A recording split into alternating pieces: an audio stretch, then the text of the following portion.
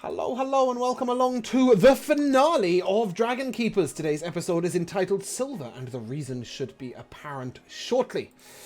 Last episode, our dragons finally took flight. Our keepers found their true homes in Kelsingra and settled down in some way or another and decided where to live. And Arya took a trip down someone else's memory lane to discover why Kelsingra was built. To discover why it ever needed to exist. What was so special about this? Why is this the one city that was in all dragons' memories? And to do so, Jay had to... Well, Jay too, but Arya had to step into the memories of Amarinda. Amarinda was one of the only people in the city who used to work. You couldn't really work out what she did.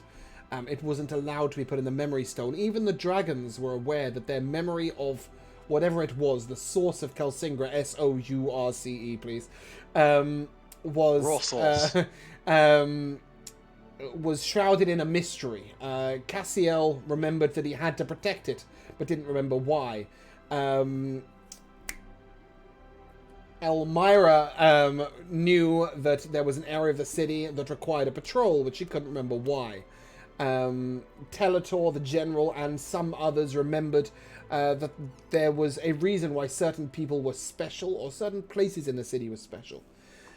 But when we last left off, Arya, you had just crossed over the rift in the ground and come to a well, and at the bottom of which it was empty. As per usual, today I have playing with me Jay. Hi, yes, that is me. And I am playing Arya Corvus, the half-elf arcane trickster. I have Josh. Hi, I'm Josh. I will be playing Patrick. Fuck me. The Forest Gnome Wildfire Druid. I have Michaela. Hi, I'm Michaela. I'm playing Twiggy, the halfling Way of Mercy monk.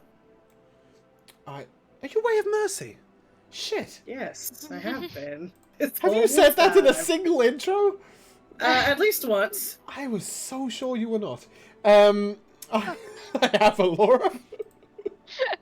I'm Laura. I'm playing Natani, the human Echo Knight fighter. And I have Jamal.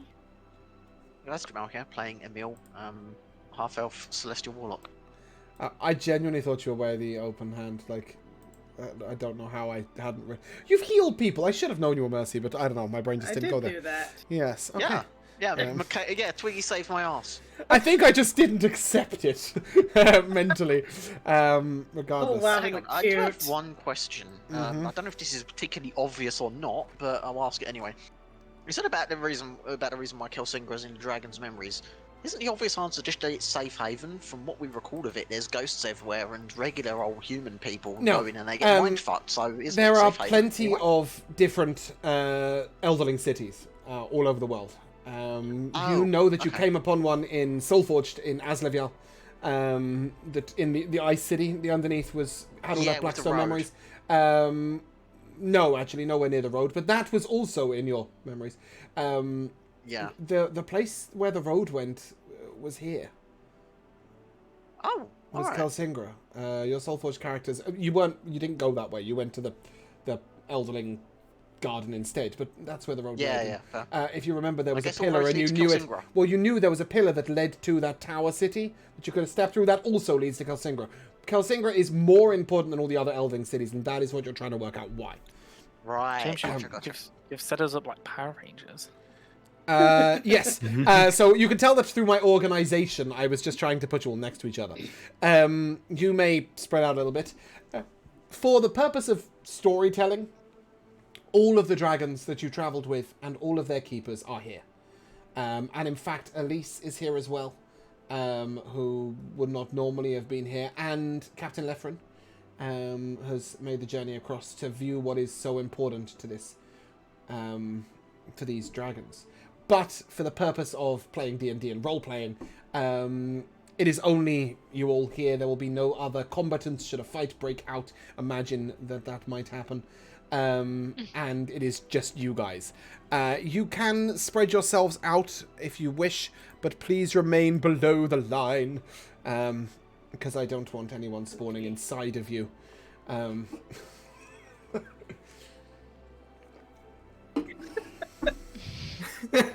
I like to think that someone else also has control of Jamal's character and just tried to throw him down a well.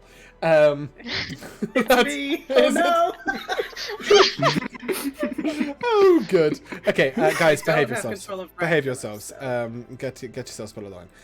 But yes, the one person who may not get a choice is this lovely lady. Boop. Oh, you're going down the well. And she is. Aria, or should I say Amarinda in this particular moment, when you step forward to the well and look down and find it empty, you almost feel betrayed, as if something is missing that shouldn't be missing. There is no reason for this to be truly empty. And then you remember that there were some contingencies for this situation. You know that it always frightened Amarinda going down this well. But once or twice she did have to do it. And you know that this will be one of those times when Arya decides to go down to discover this secret. As Amarinda, Arya, steps into the well, it is assumed that you will all stand next to the well and look down, but please don't. In terms of your actual character tokens. I have my reasons. Arya, as you step down into this well, you will note that it is over 400 feet deep. That's nice. And after the first 60 or 70 feet, you will be unable to see. There is a sort of series of handholds that lead the way down. And at first, you're able to go down with a rope attached. There is a rope here for that very purpose, and it looks like it was made with some sort of elderling magic, as it is still very fine and yet very strong and very long and not frayed or in any way aged. But this rope stops at about 200 feet, at which point you have to detach yourself. As you step further and further down this well, something feels off, wrong. It's not that Amarinda didn't have this memory. It's that you shouldn't have this memory. Because Amarinda never put this memory in any stone. And then as the light of the sun catches the bottom of the well momentarily, the dry bottom of the well, you see immediately why she never put this memory in stone. For her bones lay at the bottom of this well.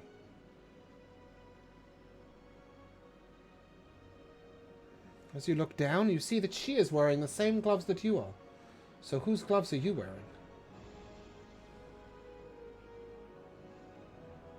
As you reach the very bottom of the well, you see her holding a single black stone, silver veining through it.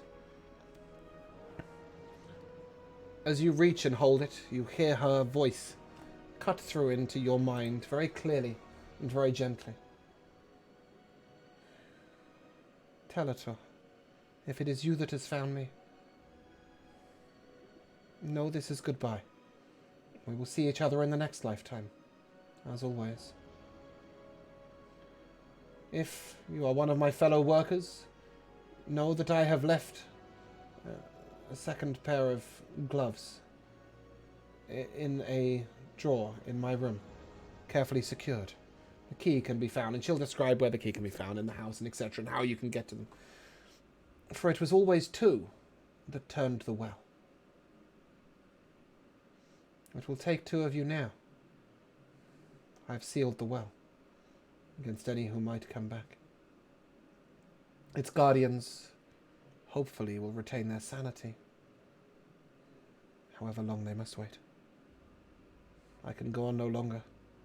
I have broken my leg and cannot climb back up. I choose to end my life with dignity. Know this is the last memory of Amarinda, servant of the Silver. And the memory closes off just as you sort of get the impression that she is reaching for a dagger at her belt. Ready to end it. You indeed see that dagger clutched in her hand, close to her throat. Really? Okay. It seems they have a familiar come to tell this tale with me. Arya, having realised that it takes two to unseal the vault, who would you call down to join you? To unseal the well with you? This is very cute and all, but fucking annoying. Well, we know that that's not a real cat on your shoulder. He isn't speaking.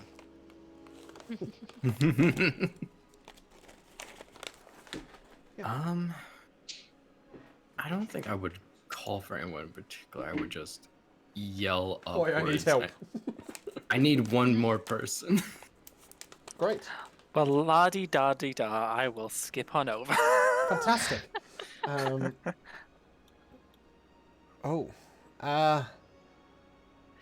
Yeah, we can make this work. I don't know how you're going to use the human distanced handholds. How are So you when getting you down say that, you know, what you really mean is Nitani No, or no, Emil. no, You I'm didn't asking- mean me or Twiggy. I'm I asking need how a you... strong individual. Excuse me, Twiggy has the climbing ability of a spider. You can have the climbing ability of a spider if you wish. But how would Patrick get down the hole? You got 200 foot on rope, but what would you do about the other 200 feet? What an interesting concept. Oh, I will wild shape into a giant centipede that has a 30-foot climbing speed. Okay. You tried it. No, I figured you'd come up with a solution. I'm just glad you're spending resources. Or if Um, you prefer, a giant snail with 10 feet of climbing speed. Really You can drag do this whichever on. you like. When you get to the bottom, I'm going to permit you to use the same wild shape to climb back out, even though you're going to need to be in halfling form when you're... gnome form when you're down there. Sorry. So you can use only the one wild shape to do this, because you're going to need the second one. I don't for know, my giant snail has 15 strength. It can't wear gloves. Can't. Fuck.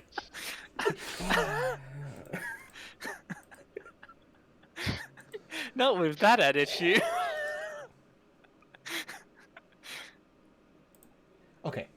So I'm going to let you to use the same wild shape to climb in and out, whilst being... I just hope there's no salt down Patrick here, or in I'll the take middle. 1d4 necrotic damage. Let's focus on the moment here. Okay. As you will see, there are two turning cranks, one on either side. And these turning cranks look a little like the black stone with silver, but are covered in the silver veining. Amarinda will tell you that you need to put your gloves on. Her gloves on, as you would have to extract them from the bones of the woman below. And place them on your hands. Each one of you can turn the crank. You remember a deep-rooted fear of this moment, Arya, from Amarinda, but I don't think Arya is particularly scared of the dark or of cramped places or anything, is she? No. No, so you know it's not your fear. And you hear that telltale sound. Not of anything running towards you, but of an entire stone coming out of its slot and moving to the side. In your memory, Amarinda, you know that you have about 20 minutes to get to the top of the well before the silver will begin to flood into the actual bottom. But you do remember the Guardians. Ever so slightly, you remember speaking with them once. Guardians of the Silver. And then you remember Amarinda's prophetic words. I hope they can maintain their sanity, locked away for so long. Bursting forth are two spectral, ghost-like dragons, one white and one dark and shadowy and ghost-like. You two may climb to the top. You will beat them up there, don't worry. As you can see them coming down the corridor. I will ask you to bring your token and spread it to wherever you wish it to be spread. And I will show you what these dragons look like.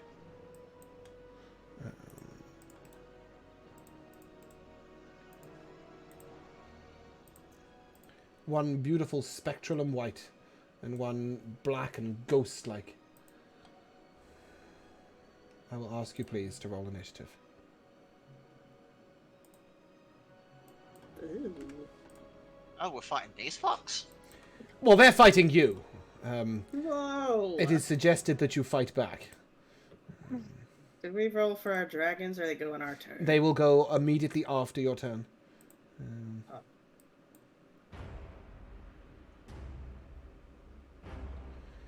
As you see these two spectral forms sort of entwining and rising up the entire well, at one moment, Arya, they overtake you and Patrick briefly.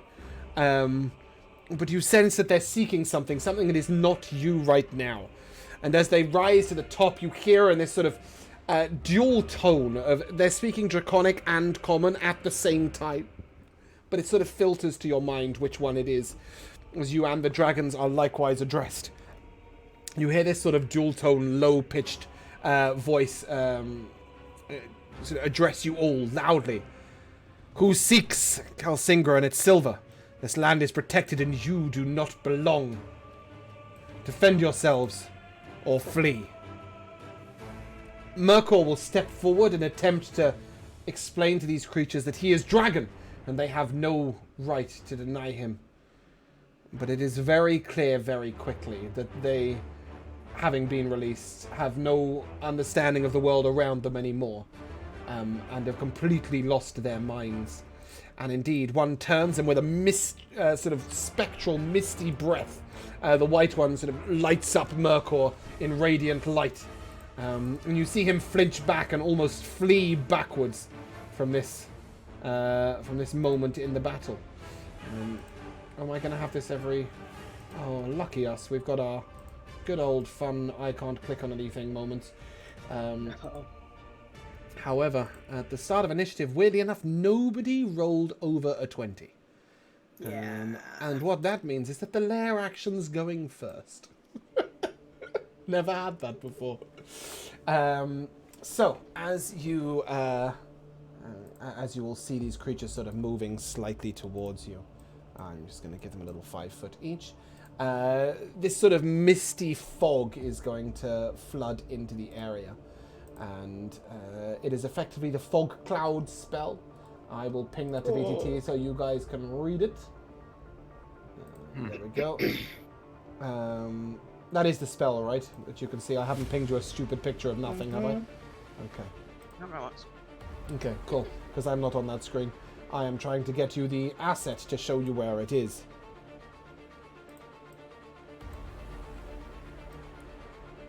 About there. During this area, you are everything is heavily obscured. And our ghostly dragon is next. Oh, you are missing a turn tracker. You see that now? Yep. Great. Yep. Okay. And with that, it will turn and blast with a line of shadowy breath. A 60-foot cone. Aren't you so glad you all got ready for this? Where's my 60-foot cone? Yeah, I think I will ask you guys. So, Azanth, Harmony, and Natani, please, for a wisdom saving throw. Ooh. Laura, roll well. Natural 20 for me. Nice. Which is That'll make a up 20. That'll make up for Harmony's 1. A 19 for Azam. Okay. Harmony, you are affected by Shadow Breath. On a failed save for the next minute, you are affected by creeping shadows. Harmony, sort of, you see this shadow almost like glaze over her eyes, seep into her body. She must subtract a d8 from all saving throws, attack rolls, and ability checks for the duration. It's basically Bane, but on a d8. You may repeat the save at the end of her turns. And then our Black Dragon... let's put that on the map. Our Black Dragon is going to stride forwards and take a strike at Azanth with its bite. That is a natural 1. It will then take a bite, take a claw at Natani. That's a 22 to hit you, Natani. Yeah. for the maximum of 18 damage. Do you have 5-foot reach? I do. You may make an opportunity attack, as it will then move round and slam its tail at Harmony. I will actually, and I have Sentinel. If that makes a difference. Okay. This creature is ethereal. It cannot be charmed, grappled, poisoned, thrown, restrained, and its movement may not be reduced in any way. But it's... You can still hit it. Fair enough. It's a 25 to hit. Oh, yeah. That'll do it. I will say that it'll give disadvantage on its next attack. Let's give you that. Cool.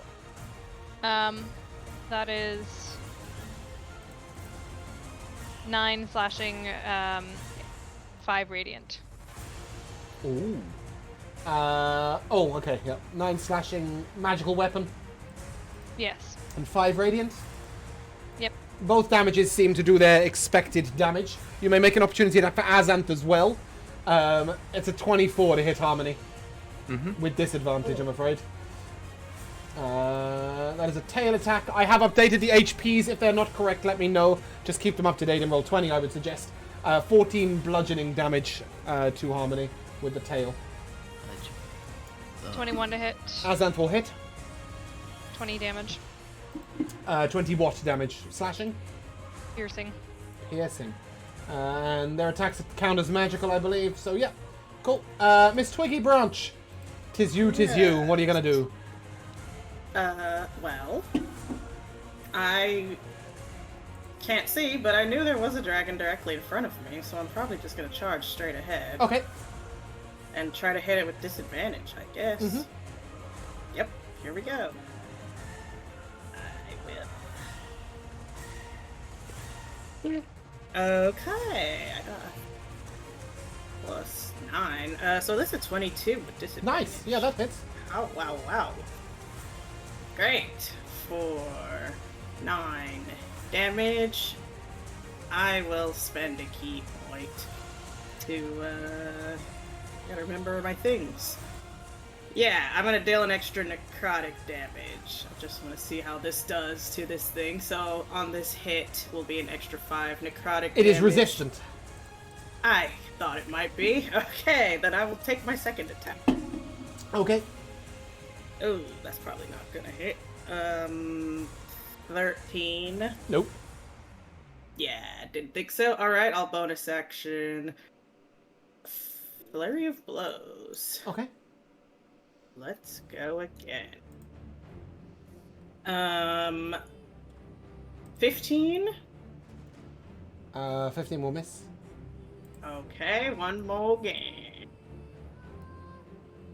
Oh, okay, well, disadvantage. So that's a 22. The other one was a nat Nice, 20. 22 hits. Ooh. Okay, great. So that's 2 charges on my Your gloves. attacks Oh. do count as magical, correct? Yep, sure Nice. do.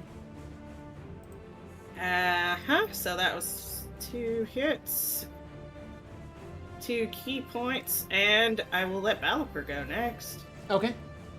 Let's see what he can do. Ideally. None of your Use- dragons have blind sight, do they? I was mine just does. checking that. Yeah, sure does. Some of them do, some of them don't. Oh, maybe they all do? Do they all have 10 feet, is that right? 10 10 feet. feet. Yes. Okay. So once you get into melee range, you will not be at disadvantage. Also, do double check your speeds, guys, because you all have a flying speed, but they're all different. Well, Yeah. not quite. Ranculos and Harmony are the same, but everybody else's is different. Okay, great. So when he's close enough, Baliper can see this thing, so he does not have disadvantage. Indeed, correct. Cool. Let's go. He's gotta take a bite attack first. Oh wow, 24 to hit. 24 will hit. Okay.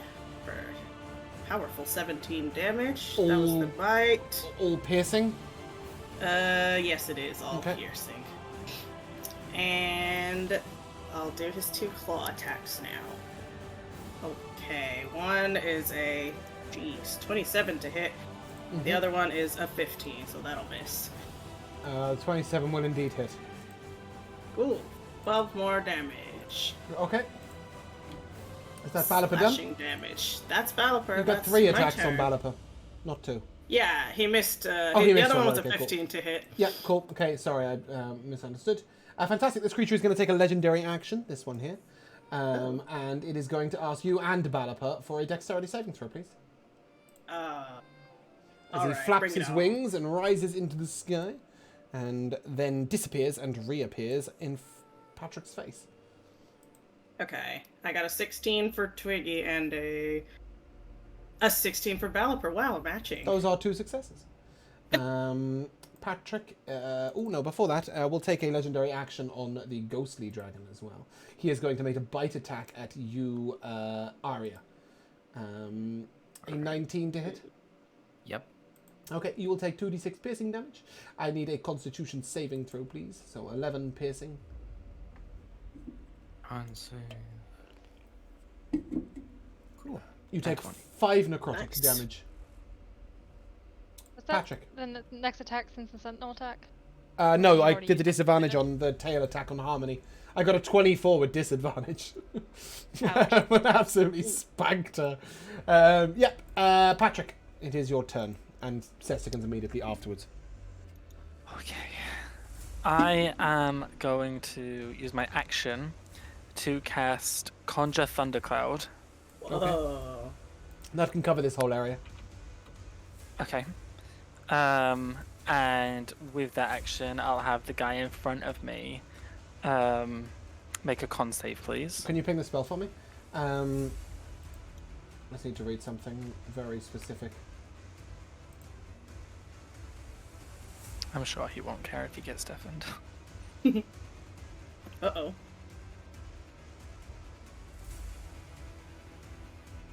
And that one, maybe he should be blind too. It cannot be deafened or blinded. It is a ghost. Cool. Okay. Fantastic. I can't do anything about that. So give me the damage. I mean, I Cool. can, but I won't. No, I can't. That's 14 thunder damage. Yep. So he'll take the whole lot. Yes, he will. I He will fail. take the full damage. He's not And resistant. then... Oh man, why is wild shaping and stuff in action? Okay, I think summoning it is an action as well, right? it sure is. Don't think I can really do anything. I don't think I have a bonus action that's not a spell. Okay. So yeah, I guess I'll just stay here because Cool. I don't want to take an opportunity attack. Sestican? And then Sestican, There it is.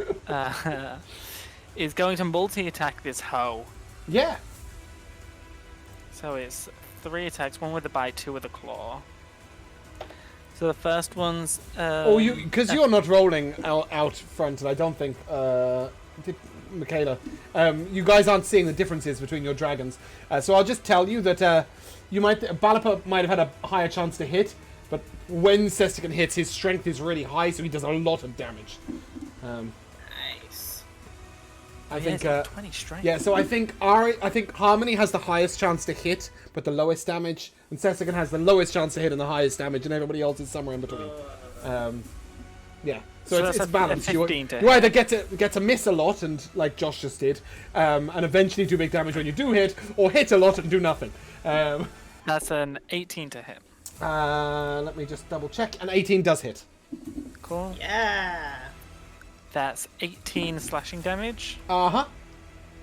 And then the last claw attack I really don't know. is what another spell is. 15, so that'll Fucking turn miss. tracker. 18 slashing damage is good. Nice. Okay, cool. Does that conclude your turn? It does. Legendary action, the spiritual dragon will make a tail attack against Sestican. That is a 17 to hit Sestican. That is his armor class. Cool. 16 bludgeoning damage. And the ghostly dragon is going to take its legendary action to make a bite attack against Harmony. A 20 to hit. Mm-hmm. That hits. Constitution save from Harmony, please, with the d8 subtracted. And she will take 14 piercing damage, which I believe she might be resistant to. Is that right? Your dragons are resistant to bludgeoning, piercing, and slashing, right? Mm-hmm. No. Some of them. Not bludgeoning. Just Yeah, just Just piercing, piercing and slashing. slashing. Okay, well this is Yeah. piercing damage. Okay, that's good. Okay. So just a reminder for anybody else whose dragon I've hit, I don't think I've hit anyone else's dragon. What was the con save? 8. Okay. So ignore my roll. She will take an additional 7 necrotic damage, which will be subtracted from her max HP because you failed. That's alright, you can't heal dragons anyway. Might affect the rest of you a bit more. Tent Boy, it's your turn. Wow.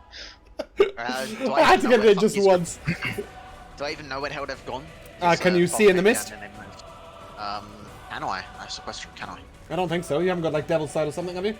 I wouldn't help you anyway. No. Okay, so you may give me a survival check. Right. Yeah, that's a 9. Okay, not only do you not know how to get out of this mist, but you're not even sure which direction you should attempt to go to work that out. Pick a direction and run in it. What, are we just rolling to see what direction I pick? Sure, you can roll me a d4. 1 is left, 4 is right. 4. Okay, you're going right. What's your movement speed? 30. Okay. You get to the edge of the mist and you can see out of it. At this point, you can see in that direction. So you sort of know that you know where Patrick is. And you would have heard Patrick have a dragon near him. So you know the dragon's vaguely in that direction. Then in that case, You may attack with disadvantage if you wish, but the dragon will have partial cover. sure, I'll take the attack with disadvantage. I'll yeah. get 2 Eldritch Blasts, so Okay. I've got to click disadvantage, that's a nat 1. Cool, that'll miss. Second one. That's a 2 for an 11. Nope. Yeah, you fire your 2 Eldritch Blasts, and Sesting is like, watch yourself. As you nearly hit him. Wrong dragon, idiot. But anyway, do you have a bonus action? No. Okay. Ranculus is going to follow you, bump into Sessican, and then work his way around to get here for you. So I will tell you that he can get in melee range, but only that way. He Okay. seems overly optimistic about the entire thing. And sort of, meat, no meat. He seems a little confused when he finds out that it is not a fleshy creature. What are you doing when you get there? Making some attacks? He can see, I believe. Yeah, if you can see, then just straight rolls. I believe he's got blind sight on his character sheet, so yes.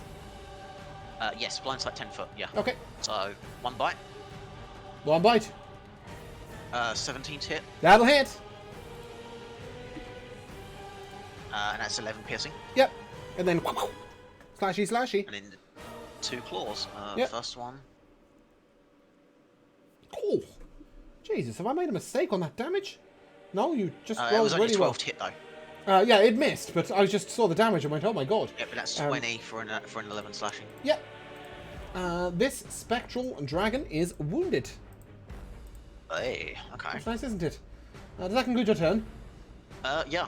Good, Tani. Okay, I will move in the direction that it moved off in, and eventually realize that it is here because I have blindside myself. Yep. And I will attack this one. Actually, I want to also bonus action summon my Echo next Echo. to me. Yep. And then I will take attacks. 23 and 29 to hit. They will hit.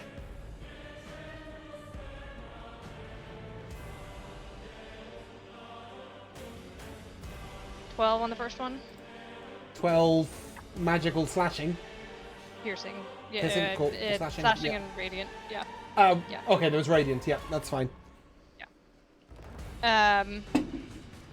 15 on the second. That'll miss. Sorry, no 15 damage. Oh yeah, you rolled me 29 2. hit. Okay, I thought that was, for some reason I thought you were rolling with advantage. I don't know why. Yeah, cool. And I will action surge and do it again. Great. 20 to hit. Yep. Does your echo not attack at all when you attack? She can and she will. Okay, cool.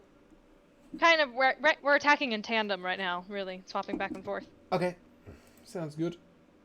This is obviously you 20 also have 2 attacks, right? So it should be 20 4 damage attacks on the all. next one. 20 Yep. damage? What was it to hit?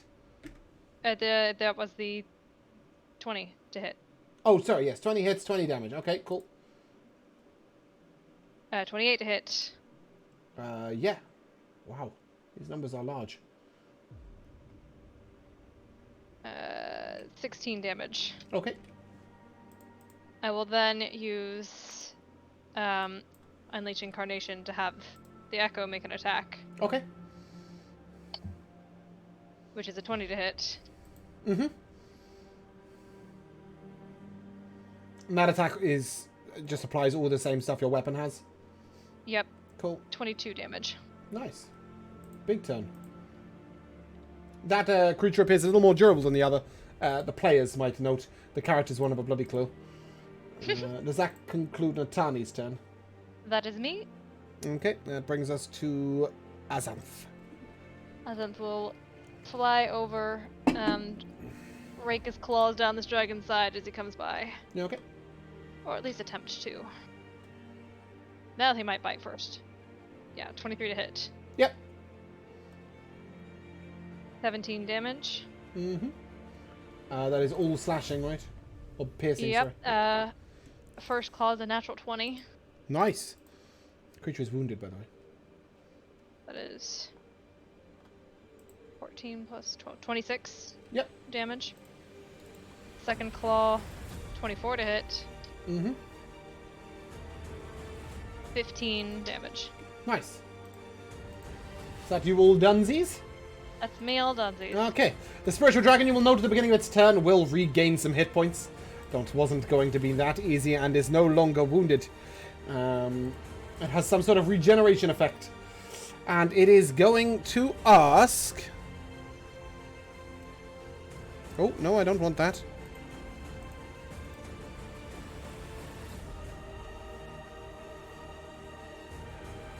"90-foot line, 10-foot wide." That is lightning bolt, right? Let's just use that.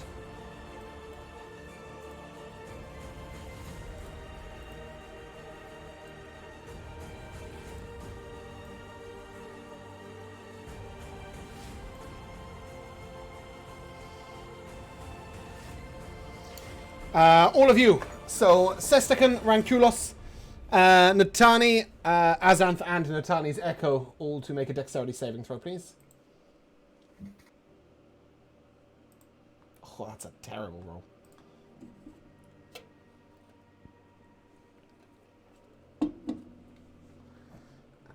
If you get below a 14, you will take 17 radiant damage. If you get above 14, you will take half, which is 8.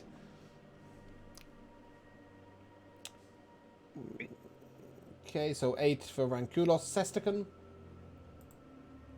I got a 20. Okay, so again, 8 radiant. Yep. Cool. Okay, marvelous. And then this creature is going to make an attack. Its first attack will go at Patrick, and will be a bite. That is a natural 20, Patrick. Good luck. That is 28 piercing damage. Are you sure it's not acid? I'm very sure. And an additional 19 radiant. Oof. Okay, I'm down. Oh no. Yeah, that is a terrifying crit. And when it makes its attack, it is then going to disappear and reappear. Oh, with God. spiritual step. And it is going to claw at Natani. That is a 24 to hit Natani. Yeah. For 12 slashing damage. And then it is going to disappear and reappear. And Oh, Azanth, no.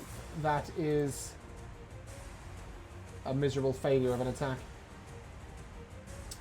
Arya, you have 2 dragons near you. Dang. Never want Good place to be. Boy. Well, I mean, technically you've got 4 dragons near you, but 2 of them aren't on your side. Yeah. That's a shame. But if everybody was on your side, it would be a bit of a shit fight, wouldn't it? No, the dragon's turn on Here's us. the finale. Everybody's on the same side. Good luck. Yay! What are you doing? How are you going to survive? Bonus action, disengage. I'm out. That is good. I'm sorry that I've given you nowhere further to go, but there is a cliff behind you. Cool. Yeah, I jump off. Cool. It's fine. I have feather fall. It's not a lake, or a river, or a tree. What are you going to do when you've disengaged? Yeah, but run away and then shoot my crossbow. Yep, this is a magical crossbow, correct? Yes. Which one would you like to shoot at? Shadow. Okay. 25 to hit. Oh, that hits. 23 in total. Piercing. Ooh, nice hit. Heck yeah. The creature is severely wounded. Whoa. Ooh. Do bear in mind that Laura did do 160 damage to it, so swings and roundabouts. Yeah. Don't know why she did 160 damage in one turn, but she did, including her dragon.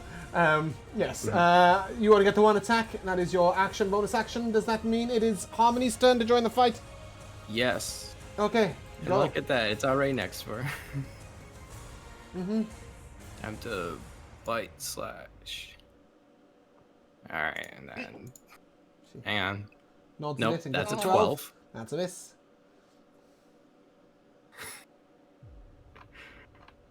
Then 2 claws. Oh. I net Wowzer. 20s. Oh.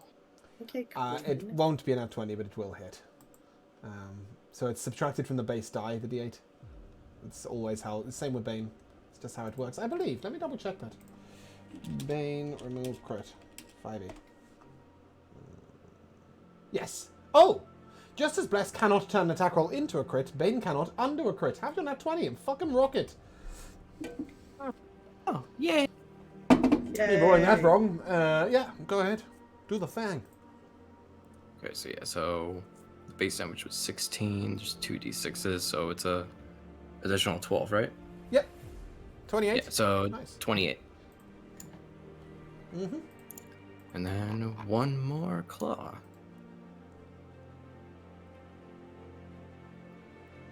18, I already rolled that d8, so what, 15? Nope, that'll miss.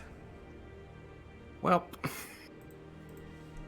At the start of the lair of the initiative, the lair action will change. That mist will dissipate. Isn't that nice? Okay. And instead, each one of you needs to make a Constitution saving throw, please, as a sort of thrumming shock wave of air emits from the dragons towards all of you.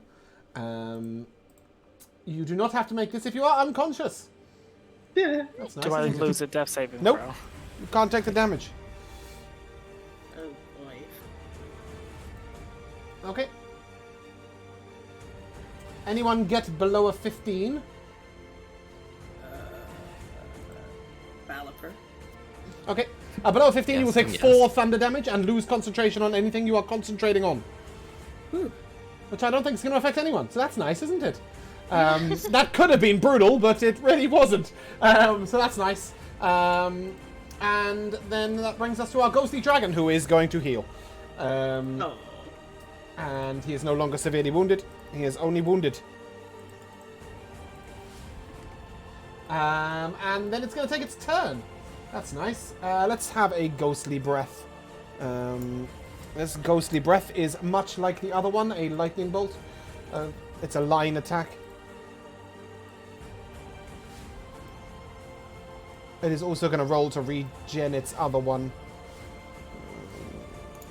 Can I get a mill in this? That's always the primary aim, right?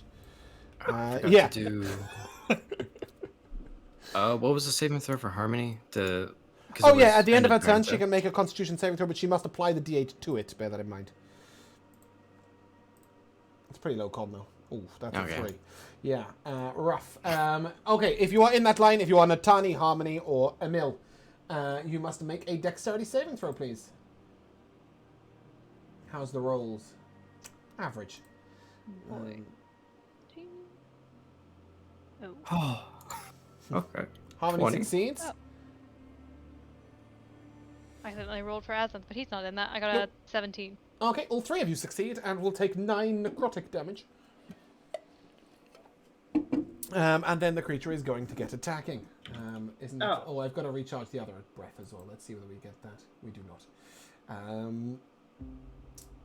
Okay, sorry, I clicked the wrong button, but it's still the same thing. Yeah. It is then going to make a bite attack at Natani. For nat 1. Nice. A claw attack at Azanth. I for will attack it after it 26. does that. Okay. Azanth will take 16 slashing damage. Yep. That is a 20 to hit. 20 will hit.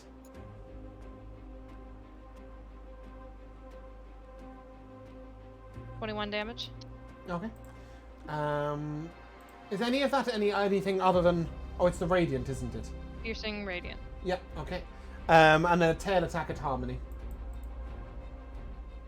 Oh. That is a 27 to hit. For 17 bludgeoning damage. Twiggy! What you doing? Okay, as the fog clears and I see Patrick dead on the ground over He's here. unconscious, not dead. You people and you're dead. You Don't think Twiggy can die tell? on me. No. Yes, she's good at medicine. She's great at medicine. The She way assumes mercy the monk? worst. Nah. Don't die on me. So I'll spend a key point to dash as a bonus action. Sick. And then I will spend another key point to slap you awake for 7 healing. Snap out of it! Shaking him wildly. Thank you. I couldn't reach any of the dragons anyway. Oh But shit. maybe- Sorry, that's fine. Alfred. That did all work. Who lost the max HP? Harmony. Okay, she also can't be healed until the start of her next turn, but that's fine. It's not... You dragons can't be healed anyway, which is why I forgot to tell you. But just so that you know, when it bites one of you guys, that is a thing. The necrotic one. Okay. Sorry. Balapus turn, yeah? Good to know. Did you not get 2 Balthazar heals? can't reach me. No, I just get the one. Oh, okay. I thought you could do it on each attack. You can like swap one out if you're doing flurry of blows. Oh, but, that's the one. Yep. Okay, cool. Right. Yeah, Fantastic. Balliper is not going to be able to reach these fools, so I think I'm going to just send Not- him kind of... Not even with a... Oh, no. Not even with a walking speed. What He about a could- dash? He could dash, Or... but I don't want to be too grouped up. I have him just make a defensive stance here in the middle, maybe. Okay. That looks like a nice line. I like that. I should be able to get all of you in that.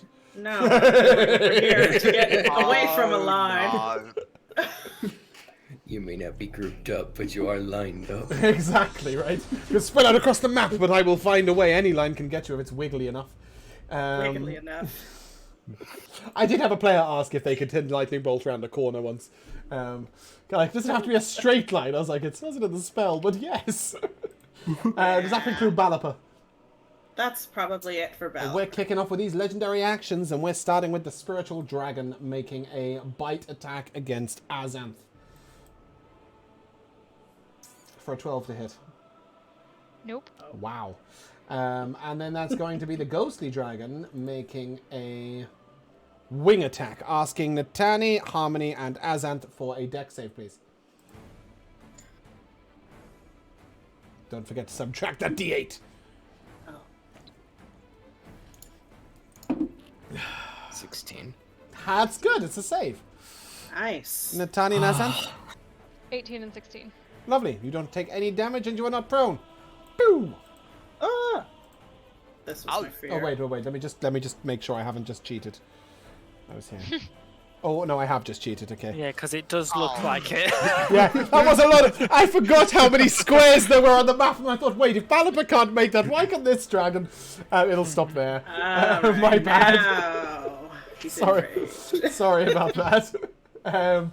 Yeah. Patrick. Tis you. Okay, so I will use an action to summon my wildfire spirit. You have an asset for that? I do. Great. Over here. Mhm. So, this dragon needs to make a Dex save. dexterity saving throw. Just out of curiosity, what's the range on the teleport? Why? Just wondering if you could teleport a mill into a well for me. Not in one turn, no. Maybe We'll have to set it up. 6 Yeah, you have to set it up, exactly. That is a 26. Ow. Okay, I think is it half or nothing? I think it's nothing. I think I'm it's pretty nothing. sure it's nothing. Yeah, that's fine. Yep. Okay, that's my action, and then bonus action. I am going to healing word myself. Okay, you do have potions. There might be a lot more than healing word. How much is a potion? 2d4 plus 4? Yeah, there's not. So I'm gonna cast it at second level, which is 2d4 plus 5, plus an extra d8 because wildfire. Ah, yeah, okay, cool. That's cooler. So I thought you'd done it for the extra 1 hit point. 14 heal. Yeah, cool. And then That's Patrick. Yeah, not even bloody. bastard. And then bastard. Bloody hell. That's not that's what an I was aggressive gonna turn. do. Well, it was, but then I ran out of a bonus action. Yes, you've used your action and your bonus action, and no movement speed So as I'll yet. just Do you have want the to wildfire spirit come over here to me, move? Okay. Do you want to move? which is its full movement speed, and then I'm gonna move over here, and then that's me, and then Sestican is gonna turn around and attack this guy, You okay? full of rage after seeing his only son drop. Wow. That's an 18 to hit. That'll miss. Oh. You will note at this point that this spectral one over here is a lot easier to hit than this one over here. That will also miss. That's a 23. 23 will hit. Yeah, one attack at least. We didn't get to That's see its 7 armor class, Lore, because every roll was over 22. 17 slashing damage. Yes. Magical? Um, Yes, it's a dragon. Never mind, sorry. Sure. Oh, I've hurt the wrong yeah, dragon. that's- Hold on. The dragon is once again severely wounded. Alright. That's me. Okay. Legendary actions coming out. The ghostly dragon is going to bite Ranculos. Is it now? Yes, it is for a nat 1. And the spiritual dragon is going to ask Azanth for a dexterity saving throw, please. 9. There's a fail. And thus Azanth will take... Is that ever going to roll? Try again, I guess. 12 bludgeoning damage and be knocked prone. The dragon lands right in your face, Arya. Emil, it is your turn. Right.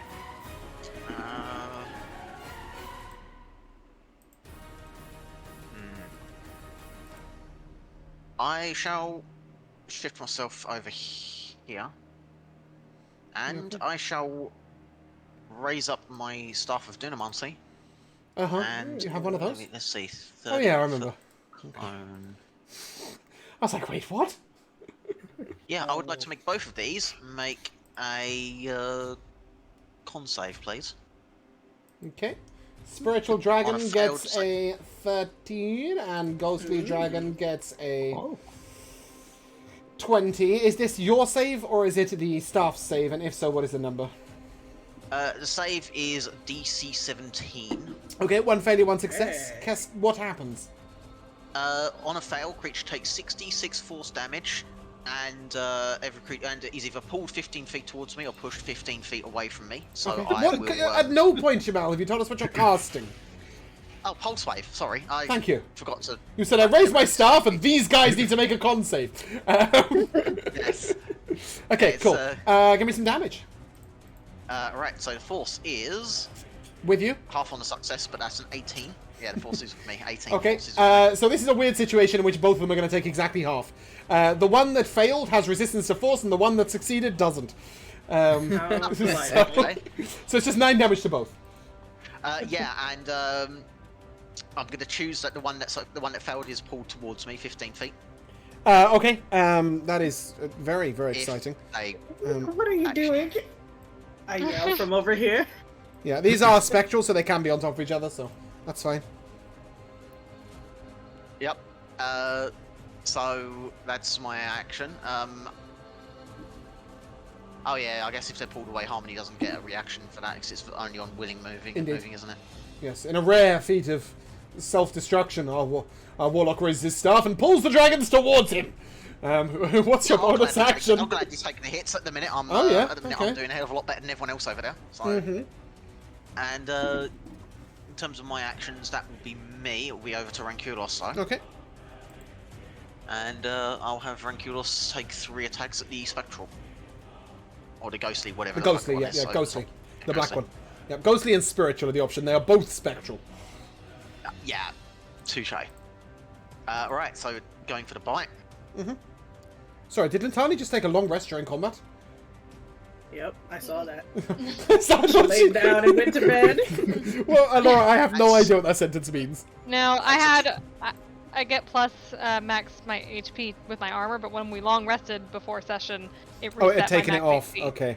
So I had to put it back. Cool, alright. So I was really confused. I was like, I had a long rest to reset my armor. I was like, you can't do that now. Like, what is this? What is this napping? 22 Don't will mind hit. me. Hey, 23 Dragos, by hit the way. with 16 piercing. Yeah, cool. Whoa. Wow, that one's only a 12 to hit. 12 will miss. And that one is a 27 to hit For an additional with 17 slashing. Nice. Okay, Ghostly Dragon looking pretty rough.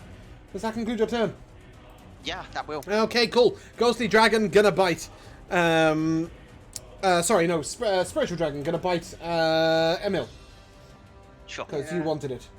Wait, can it do that? It cannot do that. It's gonna tail attack you. Okay. It's an 18 to hit. Yeah, that will. Yeah, okay, cool. You will take 14 bludgeoning damage. Okay. Ghostly Dragon is going to bite and is going to bite out at Ranculos. For a... That's a crit, I'm afraid. Oh, what? This ability crits on a 19. So, Ranculos crit Ranculos- magnet, but he's immune to Ranculos crits. is immune to isn't he? He's immune to crit, yes, but it is going to hit. Yep. So it is... I need a con save from him, please. 13 piercing. Good old Ranculos. Right, 13 piercing, and that's a 14 on the con save. 13 piercing and 9 necrotic damage. The necrotic damage will be reduced from its max HP. So max HP will be reduced by 9 and it will take 9 necrotic. Natani, what are you doing over there? I will step a little closer and resummon my Echo over here, You okay? and she will take 2 strikes on the Shadow Dragon. Yeah, okay. It's an 18 to hit. 18 will miss. Yeah. And that's a 21 to hit. A 21 will hit. And that is 7. 16.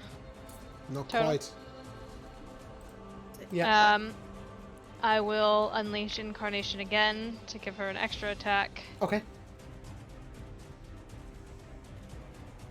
for a 20 to hit. How do you want to do this? Yeah.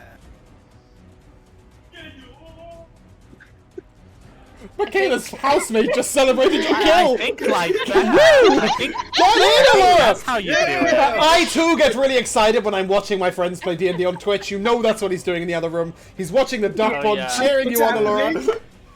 Oh yeah. How do you want to kill it, Laura? I just like to imagine there's 3 spectral beings here who are just dancing in between each other, and she just reaches up and stabs into the heart of the black dragon. Okay. And as this dragon dies, the other one will gain something. You see that the sort of the black shadow sort of doesn't all dissipate. Most of it dissipates, but some of it goes into the white spectral dragon. You see it become ever so slightly bulkier and fleshed out a little bit more, perhaps as if its armor class was going up. I will just give it like that. Does it It's gain H. conscience and it's- stops hitting us? No, it is going to regain some HP and it is going to get some extra damage on its attacks. Just be aware. Oh man. Natani, does that conclude your personal turn? Yes. Okay, let's see it for Azanth. Azant will stand up and move. Oh yeah, that's a long way to 15, move. 20 feet over here. Mhm. And Dodge action. yeah. Okay. Yeah. Cool. That brings us to our spiritual dragon, who is going to attempt to recharge its breaths. Wait, have you had both of these? No, you haven't. Breath. Isn't that lovely? It is going to bite Emil for a 26 to hit. That will. Okay, so you will take 15 piercing, 3 radiant, and 10 necrotic damage. And then it's going to spiritual step to here to disappear and reappear. And then it is going to ask... Well, I mean, technically it's going to be a little bit here. And we're going to have this line again. Really? It doesn't look into the face of someone he almost killed and doesn't get a conscience. Oh, getting a conscience would be an entirely boring end to this campaign. Let's kill some... Would it, or would it be a surprise? Let's kill some player characters instead. Maybe it's 5 or 3 sizes. Sestican, oh, I can't hit you. I'm going to do this instead. Sestican, Wildfire Spirit. Oh, I could hit a mill. Let's do that instead. That's a much better idea. Only because you dragged it around, it pissed it off. Let's do... Oh no, I can only hit 2 like that. Can I do, like, maybe... I don't know. Sorry, I'm not very good at this. I'm not a dragon. I don't know what I want to hit. You lot. Twiggy, Emil, Wildfire Spirit, and Sestican. Dex saves, please. Very wildfire. Wildfire Spirit is taking the brunt of that. Yeah. It is, yeah. It doesn't know what's what. Oops. Okay, 18 that's me for done. Twiggy. Okay. Oh, okay.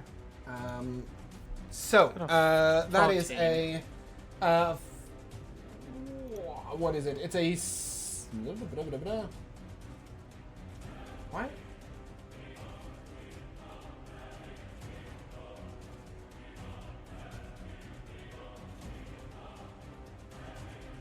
I've confused myself so much. These are copy-pasted. Sorry, that is a DC... I can't see. I need to refresh my tracker. I don't know what the DC is, sorry. It might not matter. DC 16 dexterity saving throw. Any failures going on? Both Sestican and the Wildfire Spirit failed. Okay, they will take 39 damage, 20 of which is radiant and 19 of which is necrotic. Okay, goodbye, Fox. Goodbye, Firefox. Okay, well, that's okay. Is that half on a... Is that a mill going down? It is half on a success. Yep. Okay. So, Unless you have evasion. I don't think you get that at level 6 monk, though. no, but I do resist necrotic. Okay. How much of that was necrotic? The 19 is necrotic. No, the 20 is necrotic. Sorry, wrong way around. Okay, I so think half maybe. and half. Hold on. 4d10 radiant, 3d12 necrotic. So the 3d12 was the 20. So yes, you'll take 10 plus 19, or yeah, if you failed, or did you succeed? I got an 18. Oh, you got an 18. Okay, so you'll take a total of 14 So is that 5 damage. necrotic? Yeah, Oh, 5 great. necrotic and 9 radiant. Cool. Okay. That was confusing. Let's I eat some know. people. Okay, I'm gonna Chlora Patrick. No. Let me just put that up there so I've got it again. I need 15 to hit you, Patrick.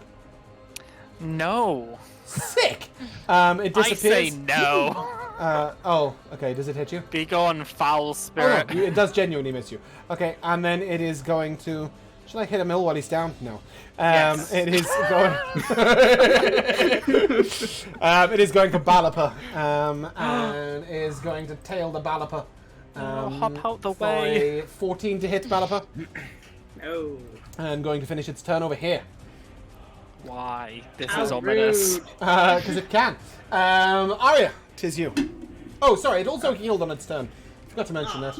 Don't do that. I will tell you it is closer to full health than it was 2 turns ago. Yeah. Yeah, Arya, what you got for me? Is this a walking turn? No, you got a ranged weapon, right? No. Yeah. You would shoot it. She's a... Yeah. Like, not like I knew much. Ooh boy, a D8 plus 5 damage. No, you can. Oh, you can't get sneak attack because you can't sneak attack from 90 from that range, can you? Can you attack with straight? Crossbow is 80 feet. Oh, that's really rude, isn't it? Yeah. Yeah. That's why, like, I was bummed when I was here. I got excited when you appeared there, and then you walked away. It was all planned. Well, you could move and then, like, can you bonus action hide? Right? Like, there's a tree there. You hide in a tree. I could, or I could do something funny. Or do something funny. Wave a wand at it. I'm looking forward to it. You can move first if you wish. Yeah, so we'll move 30. Yep, there. Much cooler. Yeah. It's the finale. If your character dies, at least you don't have to play anything else. Yeah, exactly. If a Mills character... What's a Mills character? If Jamal dies, we can all celebrate.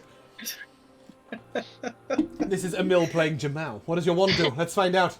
Wow. Give me that D100. Or are you not doing that? Oh, wait, why am I moving up? My gosh, I forgot about the part where any spell I cast has 120-foot range. Nice. Because it's a target within 120 feet. Do you want a bonus action hide in the tree then? I'm gonna wave the wand first. Sure. I didn't know if it had any attack rolls. Did you just make another tree disappear? That's what you got last 61. time. No, grass grows on the ground in a 60-foot radius centered on the target. If grass is already there, it grows to 10 times its normal size and remains overgrown for 1 minute. Okay, so the creature is now heavily obscured by grass. What is going on? Everyone's fooling around. Oh, 10 times 10 times its its normal normal size. size. Sorry. Okay, I thought you said 10 foot. Okay, no. The grass is long. It does not disguise a 45-foot long radiant dragon. It might hide. It might hide an approaching Twiggy. That's fine. Anyways, That's now I'll get there's an into idea. hide in shit. tree. Sorry, I broke the cameras. Yes, hide in the tree. Fantastic. Second creature turn. Wonderful. That means it's time for a lair action. Yay! No, Harmony. harmony goes. Oh, yeah, Harmony can have a turn too. Why not? Yeah, well, I mean, I'm. She can't get there and not really gonna move. It's more so like I want to do the saving throw. That's what I care about. Yeah. You also take the dodge action, I assume, given her current situation. Yep. Yeah, dodge action. Okay. Yeah. Con save with that -8. Cons. Okay. Oh, you succeed. Yay! The DC's 14. You cannot fail. Oh, thank goodness. Cool. That brings us to the lair action. That thick mist that was there earlier rises up again, but this time it crystallizes. I need a DC 14 Constitution save from everyone, please.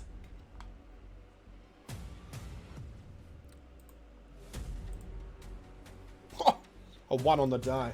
Is this magic? Yeah, why not? Oh, wait, what kind of It's save not a is it? Con, plant. right? Yeah, con save. Oh, yeah, never mind, it doesn't matter. Okay, anyone that got below a 14 will take 1 cold damage. And will be unable to take any reactions or bonus actions until the next round. Luckily for me, Malifar doesn't have a bonus action. Yes, this will just affect your dragons taking opportunity attacks, but it will screw over your player characters. I'm missing a hell of a lot of rolls. I don't have one from Emil. I don't have one from... You need one from me? Oh, okay. I thought. Oh, you're dead. Yeah, sure. No, You he's can, dead. you can just fail a death save. I need one from Ranculos. I need one from... I don't see Balapus, but I'm assuming you did that. I need one from Azam. Yeah, I need... Yeah, Twiggy got 15, Balber got 12. Okay. Natati succeeded, Azek failed. It's success, just no damage. Success is just nothing. Did Sestican succeed? Yeah, he got a 25. Okay, so Sestican is now the only dragon that can take an opportunity attack, I think.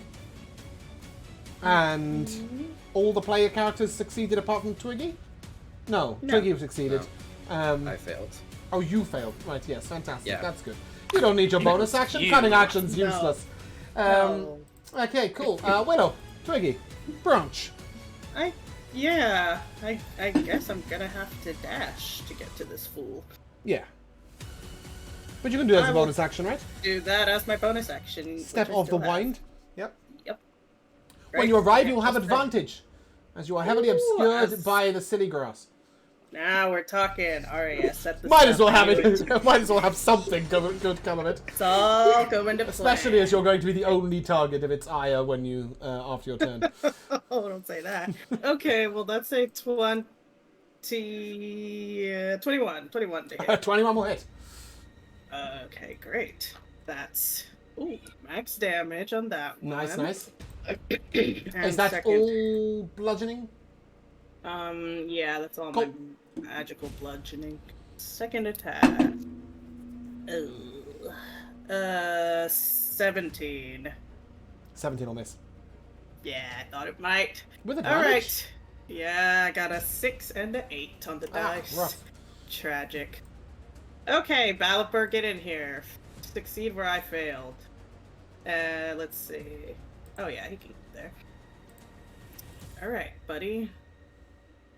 Let's see what you got. I'll start with a bite. Mm-hmm. From Balliper. Oh god, that's gonna miss horribly. That was an 8 to hit. That's not gonna do it. Claw attacks next. Okay, that's a 24. For 24 the first one. 14 damage. Nice. Good damage. Second hit. Ooh. Wait, what's his plus? 9 plus 8. Nope, that's a 17. That's a miss. Once more. Alright. That is my turn, I think. Good. Get bitten. Ah! Natural 20. Oh. Okay, who was that at? You. Ouch. It's a minimum Are of you sure? 36 damage. Are you sure I wasn't heavily Yeah. obscured? It's a in the minimum of grass? 36 damage. Are you down? Yes, I am. Okay, cool. Yeah, that is its legendary action. Patrick, you got Twiggy unconscious over there in the grass. No, Twiggy! You've got Emil unconscious over there. Oh, it's all Do you have any mass healing words? I don't have mass. Oh, that's fair. You are quite small. Yeah. Lacking in mass. Ha ha. Go for myself. All right. I will go here, and I will, as I'm screaming at Twiggy, I will healing word at 3rd level for an amazing 10. Josh, can I make a suggestion? If you I must. know it's out of character, but would you heal Emil, who can then kill Twiggy as a bonus action on his next turn? You can heal him, me. It's alright. Just so that they both get a turn. It would just be the... I know that in character you would definitely heal Twiggy, but much as I love screwing Jamal over, it just would make sense if you do the opposite.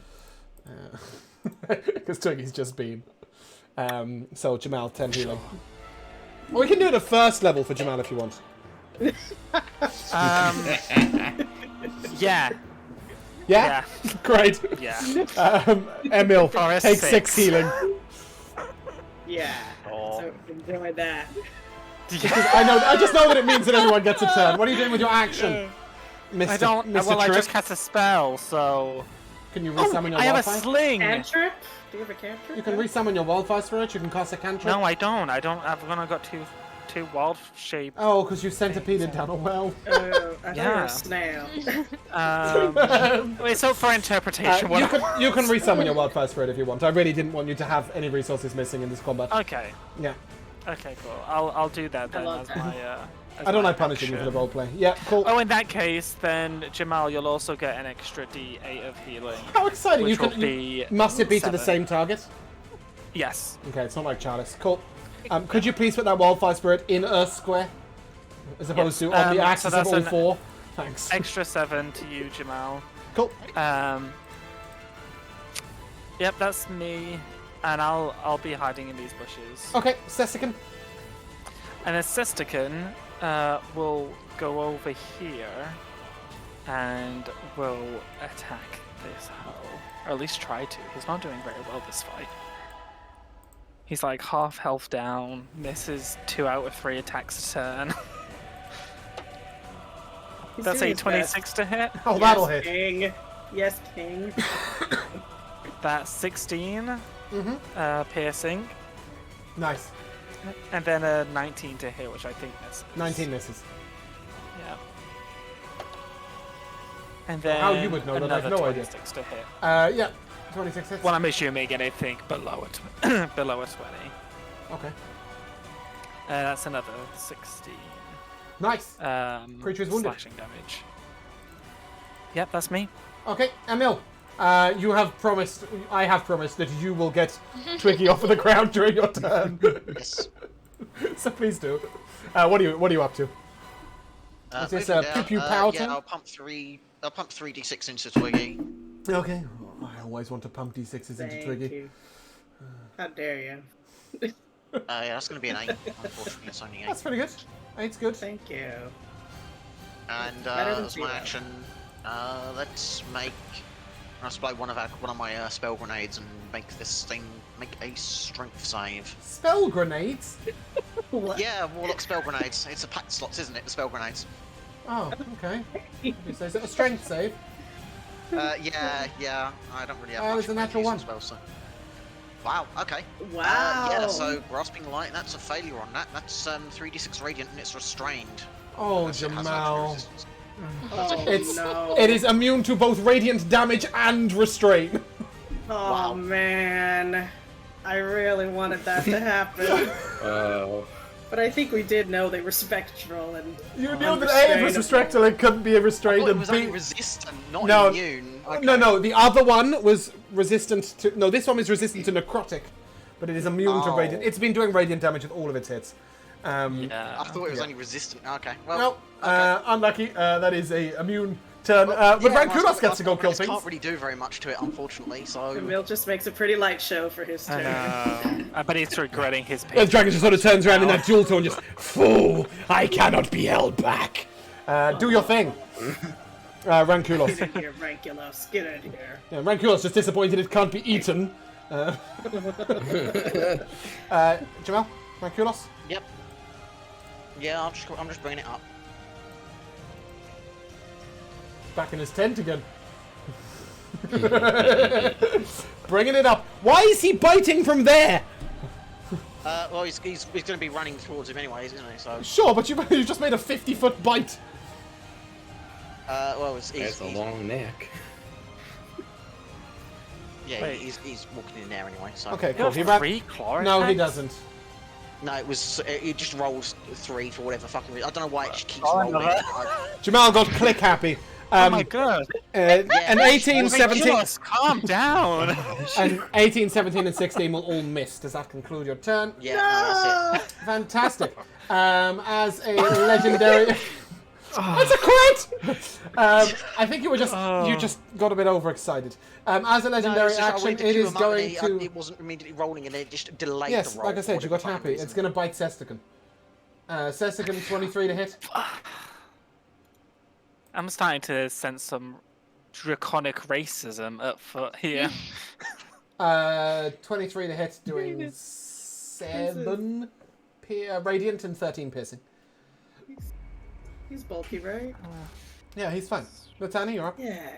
Sestican's got like 60 HP left. I've got 52 HP out of 120. That's more than all of your player characters except Latani combined. It's Still. And poor Latani, I'm sorry. Every time you start a turn, you are further away than last time. Yep, it's okay. I'm just going to second wind Uh-huh. to get 9 health back for myself, and then I will hold an attack for if it comes near me. Okay. And Azanth will also hold an attack. Is Azanth capable of taking reactions right now? Did he fail the cold No. damage thing? Then he cannot hold an attack. Azanth will dodge. I thought you were going to say sit. Like a dog at heel. It is the turn of the spiritual dragon then. Somewhere else. Let's get our 60-foot cone out. Oh, look at you all. Look at you all in range. In fact, you know what? I think we can do that and... Oh, yeah, we'll hit Rankulos' toes. No, wait, I need to do this. So, Balapa, Emil, Natani, and Azanth.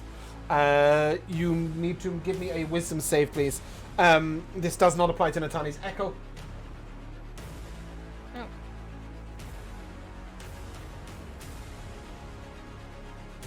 Emil succeeded. Balapa, 5. Nice. Oh. Natural 20 for Azanth, 15 for Natani. Okay. Balapa and Natani, you are slowed. You cannot use reactions. Your speed is halved and you cannot make more than 1 attack in your turn. In addition, you may use an action or bonus action in your turn, but not both. In addition to this, you must subtract a d8 from every single saving throw ability roll an attack roll. So it's both those effects combined. That lasts a minute, but you do get to repeat the save at the end of your turn, obviously with a minus d8. I'm pretty sure Laura just got told that she's out to fight. Yep. This creature is going to bite Balapa. Achoo! That is going to be a 24 to hit. Yep. That is 11 piercing, Nice. 7 radiant, and 4 necrotic. Also, the creature is no longer wounded, by the way. It has healed to above the half thresh point. It is then going to go for Ranculos with a claw. That is a 15 to hit, which I assume will miss. Probably. I don't know, you tell me. You're the one with the fucking stat sheet in front of you. I'm the one with a cat in front of my screen right now. Oh, okay, whatever. Yeah, that's a miss. And then it's going to teleport to Patrick. God, you're obsessed with me. Make a tail attack. 16, which I believe will miss. It doesn't miss, ho. And then it is going to reappear right in the face of your echo. I don't think you can make your reaction with your echo, can you? Oh, you've just been slowed anyway, so no. What a shame. Arya, 'tis you. Cool. Am I hidden or is it no? I'm Oh, here. sorry, just 1 second. Okay, cool. Yes. No. Creature has blind sight. In your range. It is next to an ally, though. So if you want to steady aim or something, I don't know. I don't have a bonus action. Oh, Papa! My heart bleeds for you. You can still sneak attack with a basic attack if you do I'm hit. gonna play when I shoot you. Yeah, I'm gonna shoot. Do so. I look forward to it. You'll probably miss anyway. 26 to hit. Is that including the minus d8 if you don't have a bonus my- action? I think. Oh no, you failed, It's but from you the failed the lair. lair action. Okay, cool, that's fine. Yeah. Yeah, 26 smacks. Yeah. So Creature's wounded. 18. Just.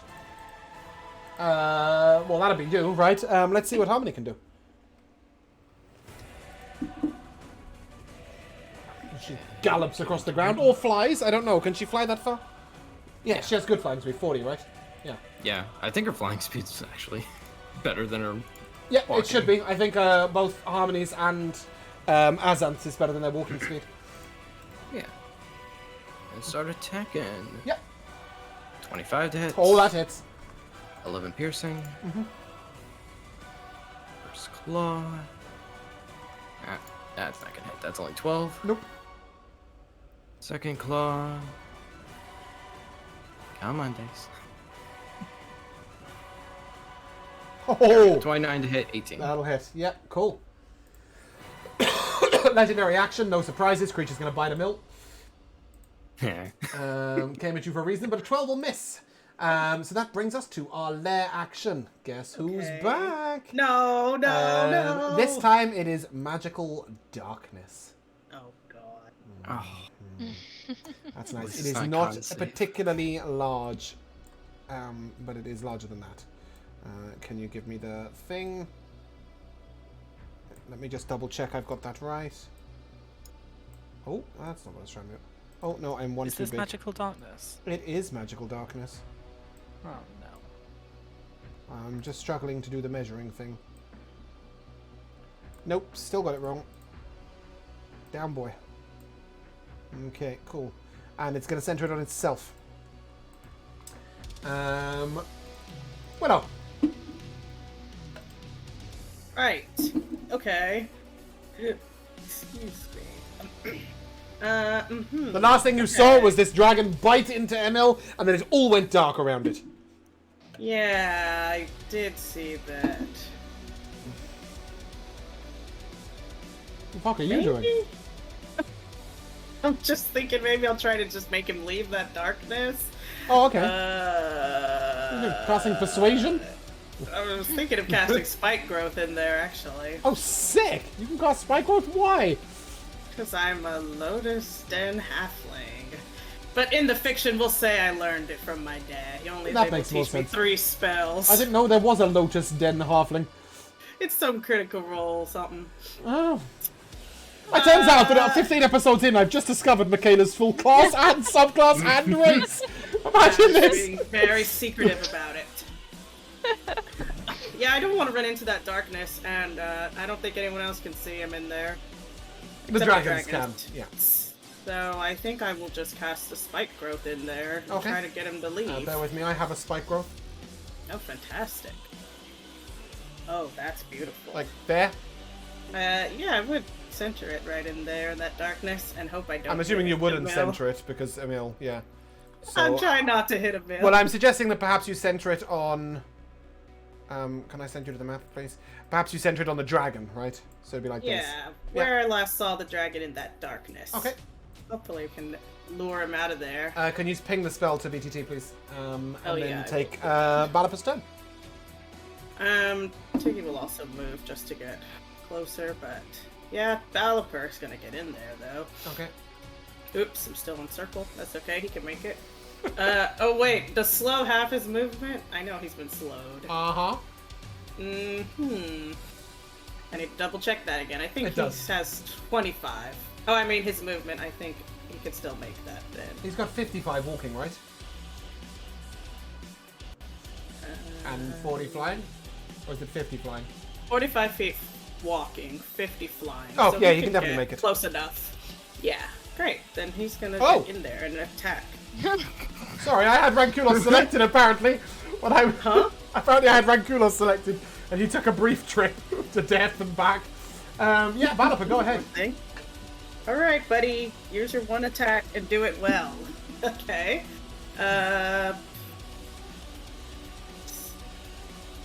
Okay, that's a 21. Yeah. Let's go, King. Side quest One complete, attack. armor class discovered. Oh, is that it? Yeah. 18 damage from his one attack, not too Nice. shabby. At the end of his turn, he may make a wisdom save. Remember to subtract the d8. Yes. Oh, should I subtract that from... I totally forgot to subtract the d8 from his to hit. Let me do that first. You don't need to. 21's the armor class you missed. Okay, then undo that damage. And I will, give him a wisdom save. Minus d8. Okay, he has an 18 right now. Minus. God. What? He failed. Minus 8. God damn Love it. Legendary action. The spiritual dragon is going to bite Natani's echo. 19 to hit. Yep. It's like a lot of damage. Cool. Emil. Patrick. Oh, I am so happy. I'm so happy. Alright. Not everybody hated Natani's clone. No, because I have daylight. So I'm gonna cast that on the magic. Oh, yes! Yeah, go Go ahead and take my MVP for this session. That is fucking awesome. Yes. Yeah. Yeah, boom. It just evaporates it. The light shines literally out of Patrick, right? How does it look? What does daylight look No, like? so it's like, so you know how before I summoned like a thundercloud? Well, let's pretend that the clouds are Did still you- there. It Oh, yeah. parts as a magical sun appears. Oh, somebody was concentrating. I just killed them instead. But I was down by then, Yeah. yeah. But yes, magical sun in the sky. Okay, fantastic. Why is Emil doing thunder damage? I think I it's getting click accidentally happy. No, I went to go and click Accidentally. the spell to view it and it fucking accidentally misclicked. Jamal always pulling focus. Or never, depending on whether he's remembered to turn up. Any bonus action from you, Patrick? Yes, bonus action. My wildfire spirit is going to teleport me and he Me and he. over here, and then we're just going Excellent to walk phrasing. to the edge. Okay. Yeah. And then Sestican Mhm. is going to come all the way over here. He was not slowed, right? No. And he is gonna attack. That's an 18 to hit, which will miss. That's a nat 20 for a 28. Sick. Do I You just roll regular normal? damage, and then I will do the math. Oh, that's So it's wrong damage. that's fine. Is that the wrong damage? It should be Plus a 10? 2d6 plus 10 instead of a With a plus slash. level. Okay, so that's 16 plus 12 is 28. Nice. Creature is severely wounded. Yes. And Okay, then one more. Sistikin. That is a 24 to hit. 24 hits. And that's 19. Okay. Slashing. Legendary action. This creature is going to bite Balapa, I think. Tempting as Emil was. I would have missed anyway. Emil, it's your turn. Right. So we're gonna shimmy over slightly over here, Okay. and I'm gonna look towards where's in range.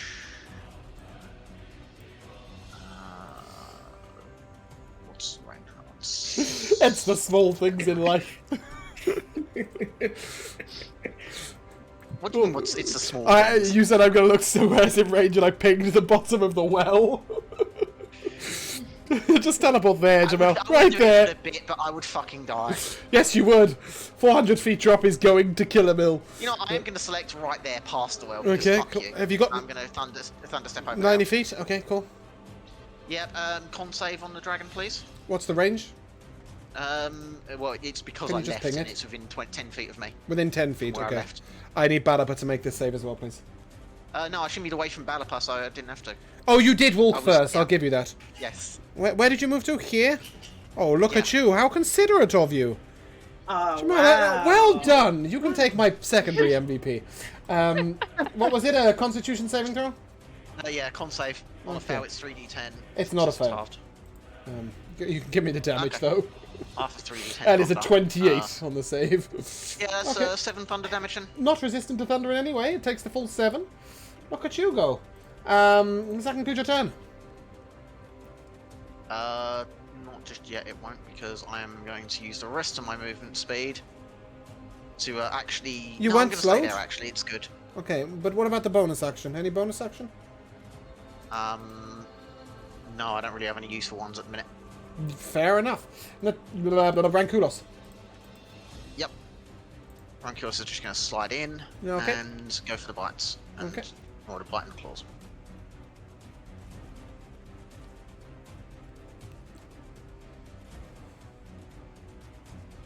That's a We nat are- 20 on the bite. Nice. Okay, There it is. the 2 claws missed and the bite hits. So that's 11 plus 12 is 23. Okay. Does that conclude Rankulos' turn? Yeah, that's Natani. Rankulos. Yeah. It's your turn. Yeah. Okay. I'll hit it. Once, Go ahead. at least. I'll try to. Yeah. With your minus Okay, D8. that's 27 minus 8. Oh, That'll miss. Yeah. Yeah, it will. Rolling well is Okay. punishing you. Give me your wisdom saving throw, please. That's a 6 minus 1. Good. 5. And that brings us to Azanth. Is Azanth in range? No. No, not at all. No form of 60-foot movement speed. No foot of reach either on his attacks. I didn't give any of you reach, did I? Nope. Okay. Cool. Fantastic. That brings me back to the spiritual dragon who's going to get a heal off. Yes! He was on 7 hit points, by the way. And we're going to roll to recharge breaths.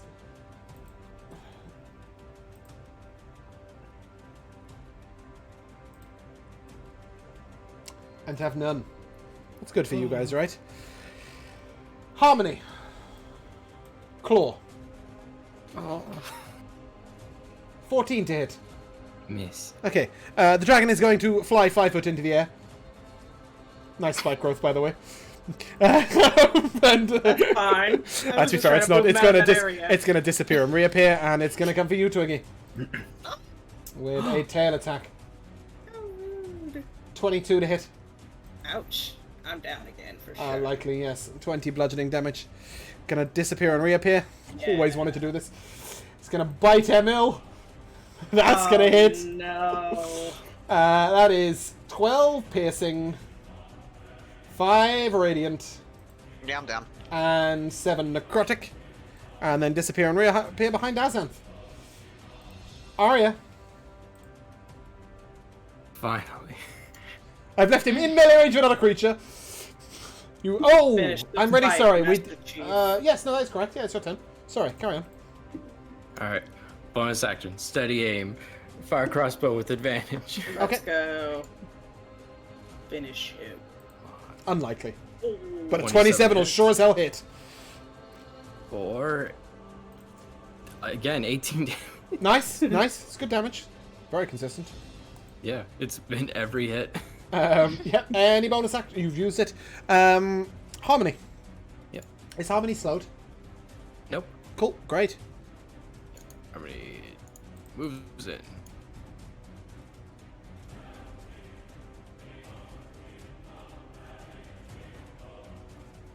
$21 to hit. 21 hits. 11 piercing. Obviously, the creature did heal on its previous turn, right? So it is not on 7 hit points. 19 misses. 19 misses. And 24 hits. 14. Okay. Legendary action. The creature is going to ask Azanth and Harmony for a dex save, please.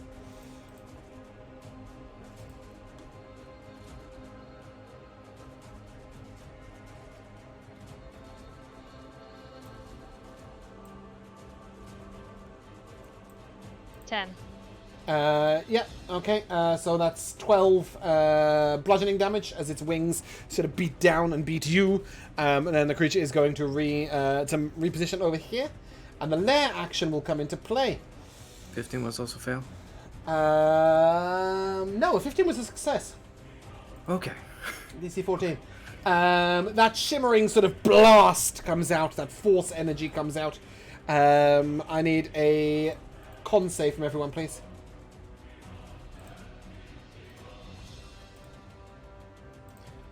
I'm guessing I can't make one. You don't need to. If you're unconscious, this doesn't affect you. Finally. I have a feeling Alora just rolled below a 0. I have rolled 8 on all of my minus d8s. Yeah, shouldn't be so good All at of dice. Yeah, so I think only Balapur and Natani failed, both taking 8 force damage.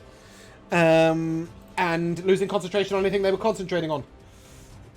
Patrick, you succeeded. Yes, it was a DC 14, so 15. Sorry, 15.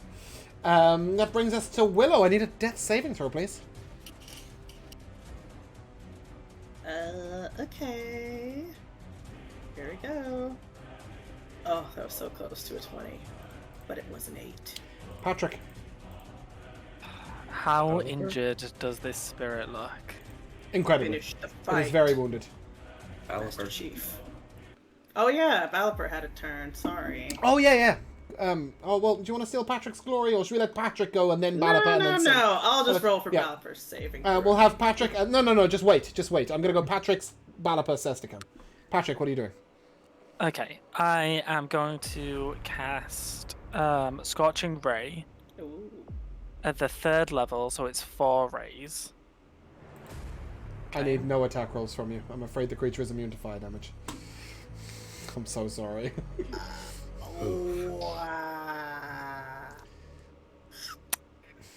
Okay. I'm sorry. You haven't used any fire damage on it since it took on the necrotic ghost's form. If only Elemental adapted something about It doesn't do anything, does it, for immunity? No. Okay, then...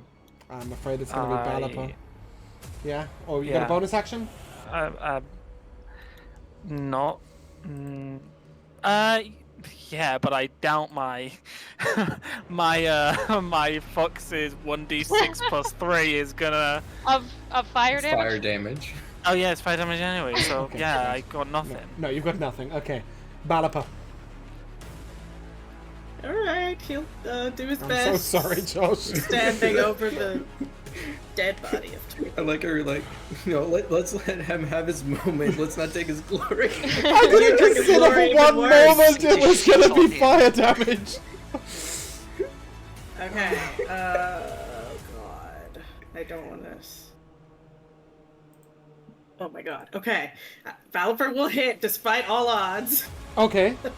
That is, so he had a 24 to hit -1 from the D8, so it's a 23 to hit. Okay, 23 hits. Right. Come on, King. 15 biting damage.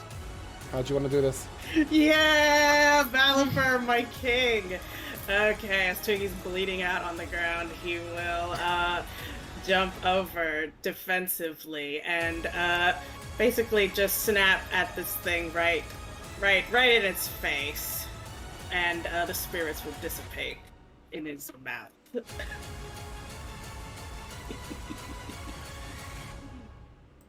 Congratulations. As you take down this radiant dragon, I am sure that Patrick would immediately move over to bring Twiggy up, and subsequently one of you will pick Emil up off the ground as well. But for the sake of roleplay, I'm going to bypass all of that. You don't need your spell slots anymore. As you all gather round, it is Balipa who landed the killing blow, and therefore Balipa who will move first to the well. And the dragons sort of see him, and you note each one of them sort of bows their head a little bit, as if there is some sort of ritual to this. And as Balipa reaches in, he will complain immediately that the silver is too far down the well. I'm sure Twiggy and Arya will, one each side, winch up the large bucket. The bucket that is covered in what appears to be adamantine and black and silver stoning. And it is full to the brim with this silver liquid. And you will notice as Balipa drinks of this silver liquid, his eyes shine, his wings grow stronger, you'll see it run through his veins. He remembers various things that had previously forgotten.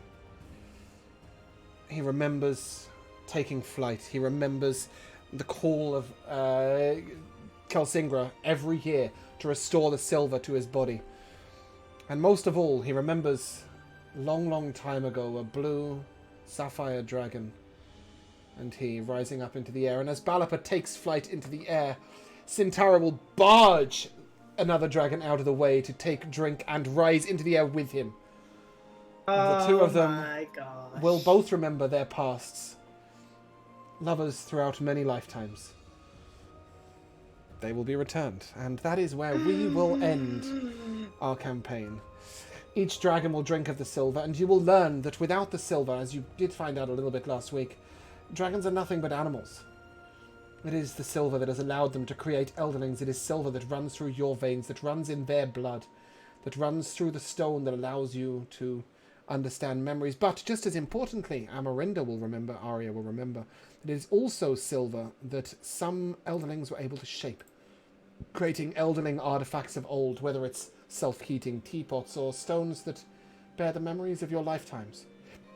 And slowly, Arya will be able to teach this skill to the other Elderlings, at least in part, so they too may impart their memories upon the memory stone, so they too may shape their homes and shape their lives.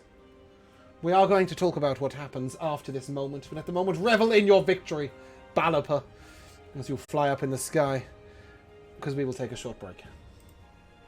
Be right back. Hello and welcome back to the finale of Dragon Keepers. And where we left off was one pair of dragons rising into the sky.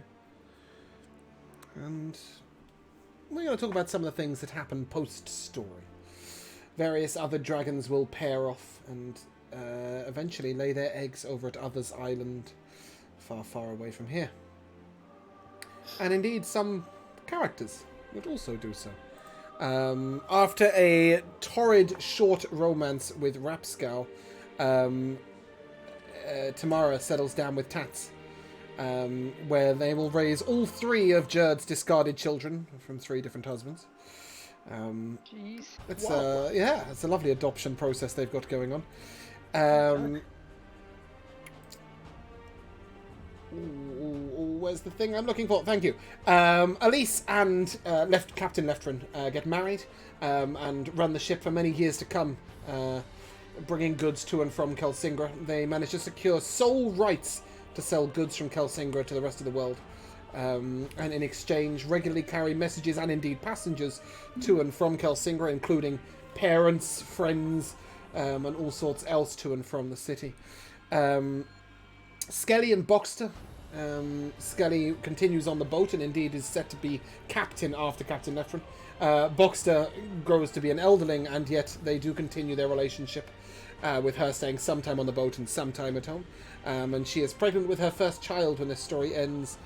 Tamara and Tats had their own child. It is Carson and Cedric that are raising all three of Jared's children, sorry. Yes, because they can't produce children of their own. Any number of those children will be offered to Patrick and Davy if they also pair off. But I think they will get refused. Other than that, Rapscal very much sinks into the persona of Teletor, and begins to call himself General Rapscal. And indeed, when Iskrandia's Duke sends armed units to try and take from Kelsingra what could not be secured by the bargain through Jess, if you remember, then it is General Rapscal who rouses the dragons and takes them off to battle against Iskrandia, razing the city as a whole and destroying the Duke himself, installing his daughter as queen. Other than that, do we have any other characters? Jared gets very rich and happy, basically living off elderling goods, and sleeps with various different people that come on through the town. She never quite rediscovered her capacity for love, other than the love that she experienced for her friends. And she remains a very true friend to Arya, to Sylv specifically, but also to Patrick, and to a few others, sort of a lesser friendship, if you will. Sylv becomes the sort of town busybody, really, carrying goods over to the village across from Kelsingra, known simply as Dragon Village, and where many people come to live who are not Elderlings, supplying the Elderling city in exchange, living a sort of slightly magical or magically enhanced life. Sylv never married or had any children, but was very, very close to Mercor, closer than any of the other keepers to their dragons. Malta and Rain Cuprus, the king and queen of the Elderling, reside 6 months of the year in Kelsingra. It is their true home, but they do spend 6 months of the year also in the Rain Wilds, trying to help with the politics down there. Other than that, there is only one NPC whose story I haven't told, but that's just in case somebody, or two technically, just in case anybody wants to marry them. But I will ask Michaela first. Please don't walk on my head. I don't need it. That's not Michaela I'm asking that. Michaela, what does Twiggy do with the rest of her life? Oh, wow. Grand question that is. There's about 300 years of it, so you've got plenty of time. Lots of time, huh? But no, over the next 20 years or so, before we may potentially meet these characters again. Oh, okay. Yeah, I think Twiggy is very much invested in getting Kelsingra up and running, basically, as a functioning civilization. So yes, I think she would definitely take up, was it Gwendolyn's, her garden? Mm-hmm. Planting the seeds that Sylv gave her, but also, you know, taking trips into the Rain Wilds, looking for other things that could possibly grow. You would also be able to learn the use of the pillars should you wish to travel further afield. It should be mentioned that the image your guys are currently seeing is Kelsingra. When you have finished restoring it from the ruins of Black and Silver, each home will take on its own sort of life. Beautiful. We'll assume that you're over here with a beautiful garden behind you. Sorry, carry on, Michaela, as you were. Yeah, she would have, you know, sent a letter to her dad, and I think he would at some point come to live in Dragon Village. Oh, he'd come and live, but across the river?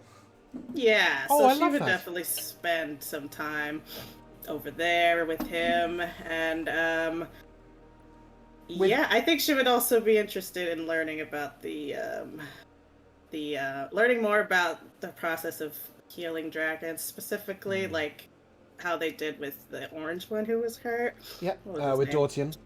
Yes, who did fully exactly. recover. I think over time you would be able to remember much of what happened, and that position was needed.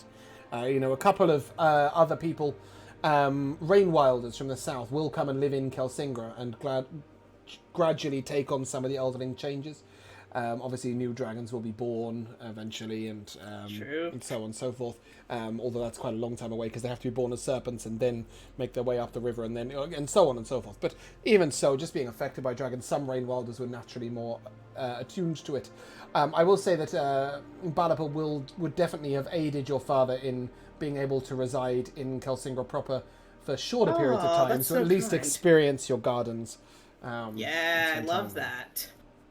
Yeah, and I mean, once this place is like fully functioning, maybe after, I don't know, let's say 15 years, I feel like Twiggy would probably want to see the world, I think she had that dream like Balliper had, was that of flying just all over the place, and I think she would very much want to experience that herself. There's so much of the world to see out there. And whilst Balliper may only consent to dropping you off by claw occasionally, that's fine. You would definitely be able to make use of the skill pillars, the silver pillars, allowing you to travel all over the world. And find new exotic plants and see if they could maybe grow here, things like that. Definitely. Let's hear from the best friend, Patrick. What's Patrick doing? Josh, what's Patrick doing? Well, I think he would also invite his mum to come live in the village across the river, and move her flower shop over there. And then I think Patrick and Davy are probably up on this house at the top of the hill, up here. Of course. And I think they spend their times, their days even, going out exploring, adopting like exotic creatures and plant creatures and stuff like that, and bringing them back to the house and like setting up habitats in the house, outside the house, for these possibly dangerous creatures.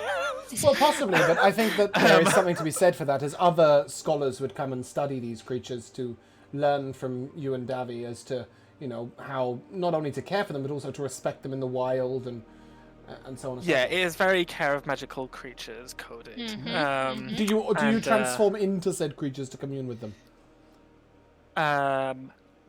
Yes and no.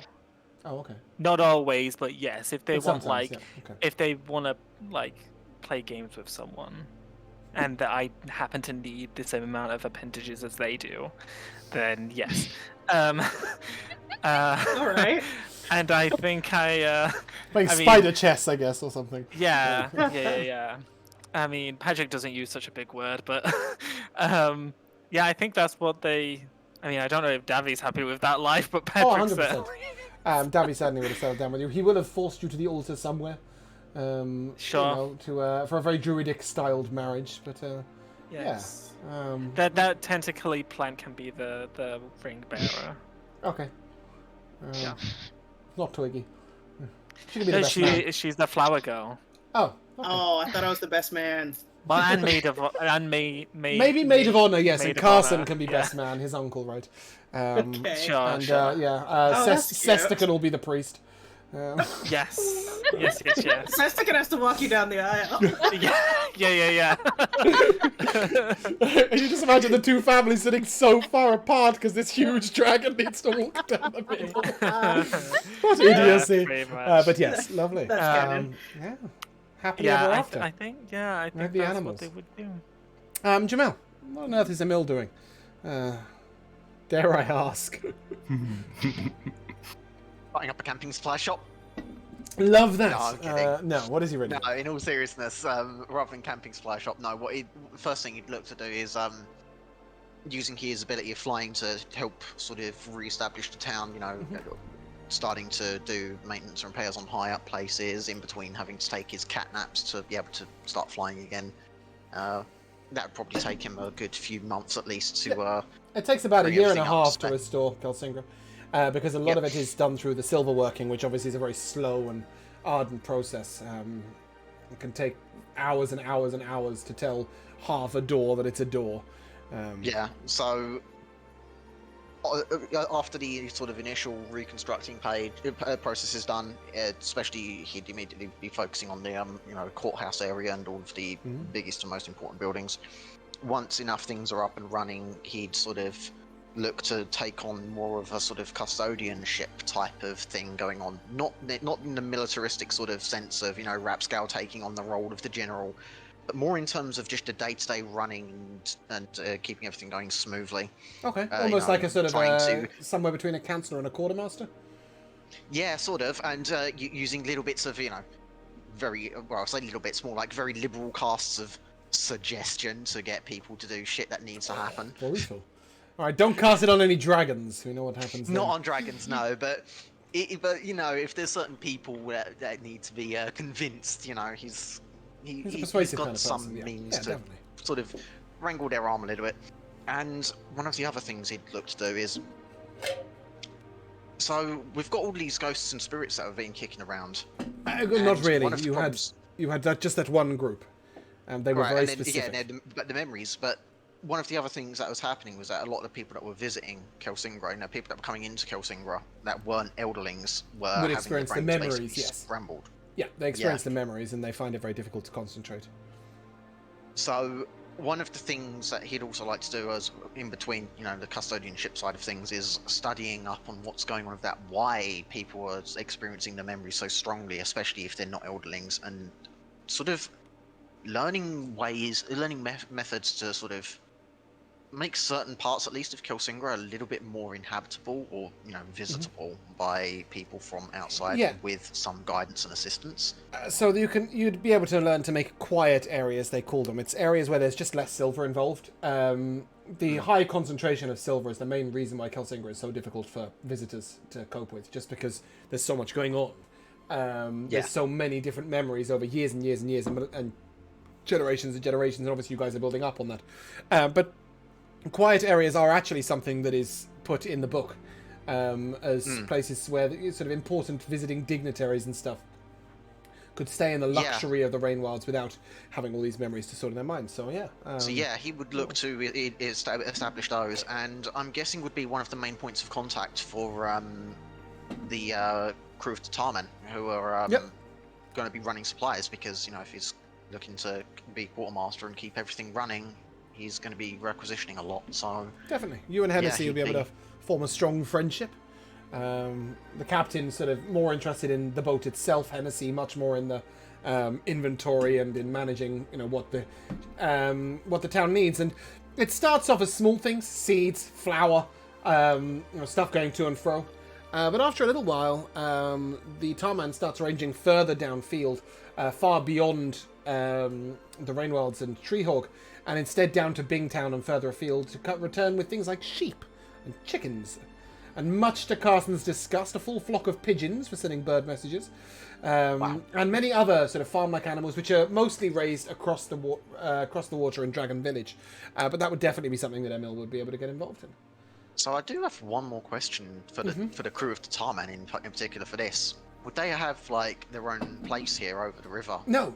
Captain Ephraim and Alice do have a home on the very outskirts of Kelsingra itself, not on Dragon Village. Both of them spent enough time on the journey with the dragons. Skelly obviously stays with Boxster on a regular basis, and she also is able to sort of cope with the area. Big Ida maintains his home back at Treehawk, and spends almost no time there at all. Swaj and Bellin... Go on. Sorry, does he see a doctor about those tumours? Yes. Because he should. He sees Twiggy, and she fixes him up and smooths him out a little bit, or just kills him, one of the two, based on Michaela's hand actions.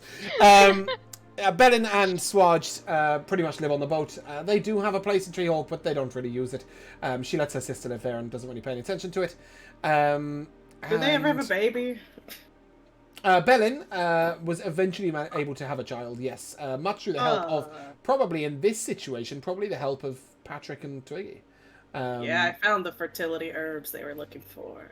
Yeah, or just eased away the sort of random Rain Wild touching effects to become a little more natural. Yes, Josh? I just want you to know that on stream you're saying that we're playing Curse of Strahd. Oh. I only know because someone put in the chat such a good I campaign, saw that but our message. paladin ended up one-shotting Strahd. I'm like, I saw what that is message and talk had about no Strahd idea for? what he was talking about. Thank you for that. Yeah, cool. Nice. Anyway, I think that's everyone on the boat, apart from Hennessy, who just sort of is the vice captain and just maintains his boatiness.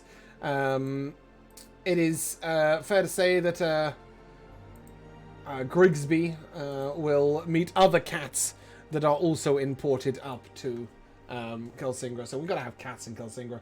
They all talk, apart from Grigsby. Jay, what's Ari been up to? Oh boy. So during the time of the reconstruction,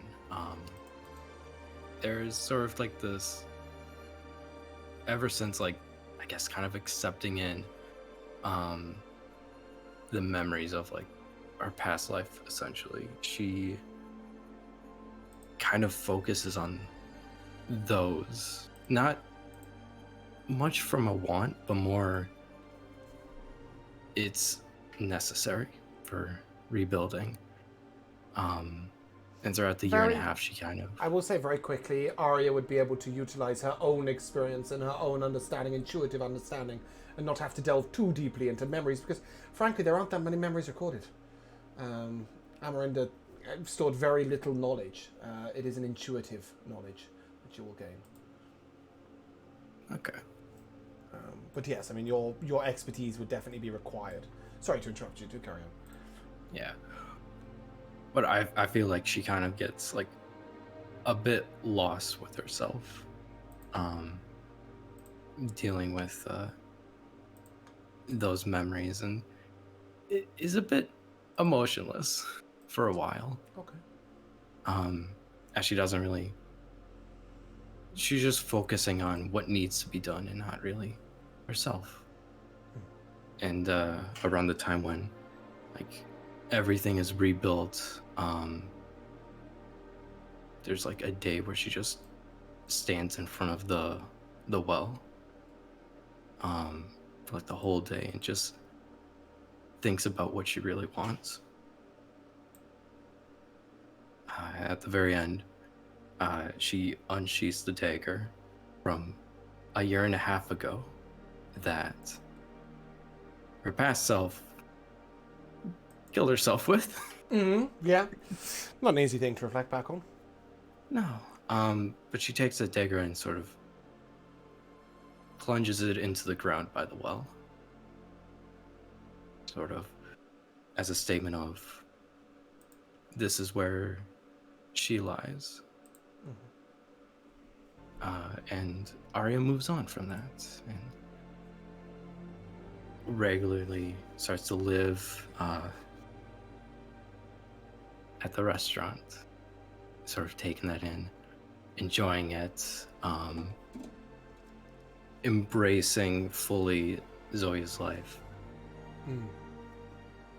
And Arya's life now. Yeah, her life. The life she wanted, unburdened by any of her past. And burdened instead with a bunch of friends. Yeah. Yeah. And I think that's, not all of you will settle down and get married, but I do think a bunch of friends is what you'll all become no matter what. Having been through so much together, even though the city grows and people, get married and have children and move apart a little bit, that the journey that you all walked would keep you all bonded in friendship for life. Alora, what's Elmira, protector of the city, up to? No, I'm kidding. What's Natanya up to? Learning, mostly. Mm-hmm. Probably spends a lot of time in the memories of Adriel, learning about metalwork, and also learning from the people who made the dragon harnesses. That Probably is Adriel. That is also her. Okay, so Yeah, she was the main smith at the time, so some of her pupils might have been involved in that. But from Adriel, you'll be able to learn all about the creation of Dragon Harness. so probably a large part of her years would be spent actually honing that craft and making those. But on the side project that she works on for many, many years is making a second statue. Smaller, not quite as ostentatious as the one of Elmira's husband, who was left behind, to pay tribute to that. And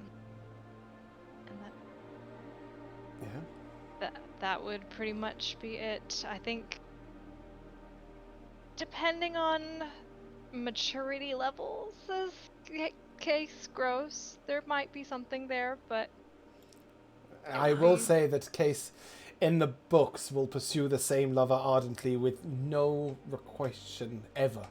So he remains faithful to his love for 150 years, even though she never loves him back. So if you do eventually love him back, he'll be over the moon. So like 10 years down the line, Tony's like, all right, jeez. He remains faithful and devoted and distant throughout the entirety of the rest of the book. And indeed, beyond the end of the book, it's mentioned. He's actually quite a sweet guy, so maybe one day. Wow, what a group! one day eventually. And what a campaign! Before I go into our sort of recap, so to speak, it's been a fucking joy for me. As you all know, I love all of the books that these are based on. But I was more excited about the Soulforge books, more attached to them, and a little more worried about this campaign and to how it would shape out. I am so attached to these characters and their dragons and their little stories, and I think you guys have done such a great job of really delving in and being part of it. So I hope that you have had even half as much fun as I have. Before we move into the full recap, though, I am going to ask you for MVPs from this session. And I will... Where did I go first? I think I started with Jay. So, Laura, your MVP for this session. I'll give it to a little one where we were in the middle of that combat, and there was like the edge of the map, and I was like, okay, I'm just gonna move back here, and you said that's the edge of the cliff, and Jay just went, okay, I jump off. Yep. Just straight off, just like, okay, there I go. Yeah. Jamal? Immunity to fire, radiant, grappling. Yeah, that was a tough one. The Michaela? funny thing is as well, like the Celestial Warlock, the bonus damage is radiant and fire. So literally, I'm dead. nothing from my kit, a ton from Josh's kit. It's just like, yep, no. Yeah, so the necrotic one wasn't immune to radiant at all, or even resistant, but it was immune to fire. And the radiant one wasn't resistant to fire in the slightest, but it was immune to radiant and resistant to necrotic. And then when they merged, it was just like... And when they merge, they gain all their immunities and resistances. And unlike you, I will say, Josh had no way of knowing that fire immunity was around. Yeah, it was let's not talk about it anymore. well. Yes, the well you should have ended up in. Michaela, your MVP for this session. I will I'll say Balapar reuniting with his sapphire love at the end. You know, I'm a sucker for a romance. Twiggy's rolling her eyes, but she's like secretly, she's so happy. Yeah. So yeah, that was so sweet. Good. Jay. No, I got that wrong, but whatever. Go on anyway. Yeah, I mean, the boss fight, having it be like a shadow and light dragons, that was so cool. Especially like the description of them barging out and intertwining up. I thought that was so cool. Oh, thanks. Josh. It's got to be when Arya was down the well and she was like, hey, can I get some help? And then 30 minutes later, a giant snail with a mop of ginger hair is just slowly inching over the ledge. I'm coming! Slowly down. Yeah, so only Patrick could have his wildfire run out before he got to where he was intending to go. Yeah, I've got a couple. I really enjoyed the fact that Alora's performance in the combat was like a really steep downhill slope. In her first turn, her and Azad did like 180 damage, I think it was. And by the end, she could only take one attack, didn't have a reaction, didn't have a bonus action, couldn't get anywhere near anyone, had a minus D8 to hit. I was like, ha-ha, I've won. There's a reason I spent all my resources turn 1. Yep, it was almost combat changing if that dragon had gone down. I did actually really like the flavor turn that Patrick, because Twiggy rushed over to get Patrick up with a dash, and then the next turn it was Patrick. I know technically we changed it to a mill, but in roleplay it was Patrick then returning the favor and getting Twiggy up. So that was really interesting. I can't believe Jamel pulled the dragon closer to himself. That was just astounding, and didn't actually backfire that badly, which was amazing. That was crazy. Daylight. Who preps that? Well, I had it just prepped just like with my normal spells, and then I was changing to just combat spells, and I already had like a bunch of concentration spells, so I was like, I'm not adding another concentration spell, so I'll just leave the rest. The rest being Daylight. Yeah, because I said to Josh, don't bother having anything non-combat prepared, and I suppose technically Daylight's a combat spell, but it's not, right? So it was really, really interesting to see that was prepped, and it was great. I'm now going to come to each of you and ask you what you enjoyed about playing your character. Let's start with Michaela. What did you enjoy about playing Twiggy?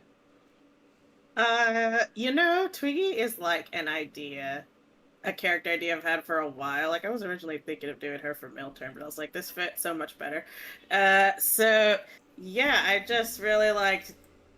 A lot of times I maybe will think too much about what my character's going to do. So I feel like with Twiggy, it's easier to just go with my first instinct on what to do at any given moment. Like, for instance, very stupidly jumping into that river trying to save Balifer.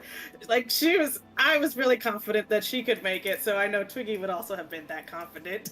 And it ended badly, but yeah, it was just... And something I didn't really expect to come out of her was this big sister energy I feel like she had towards Patrick and to Syl to a lesser extent. Like that, I didn't. No, you're good. I didn't like, go in with that intention, but yeah, I just kind of like how she naturally developed into that kind of character, so it made sense with her ending up in like a healer type role at the end. So yeah, I really liked how she developed throughout this whole thing. Good. Very fun character for me.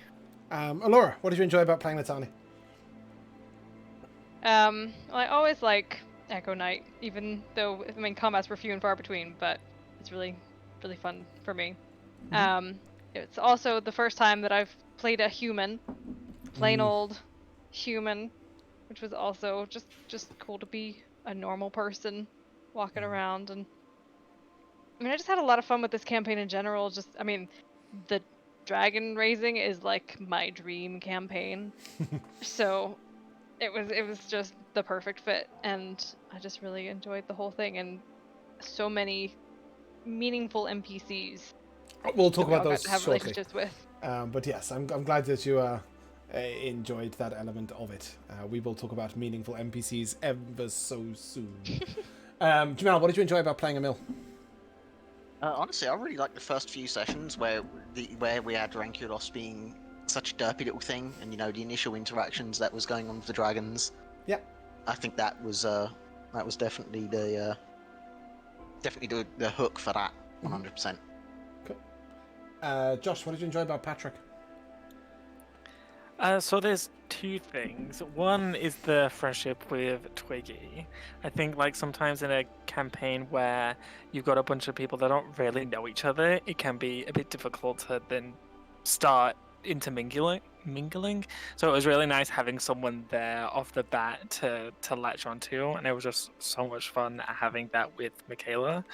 And And then the second one is just druids are so much fun. I mean, this is my first time kind of properly playing a druid. Jay is so And proud I of was saying to James earlier today, I was like, I've got to get Patrick in another campaign or play a druid in something or like in a one where we hit longer levels or higher levels.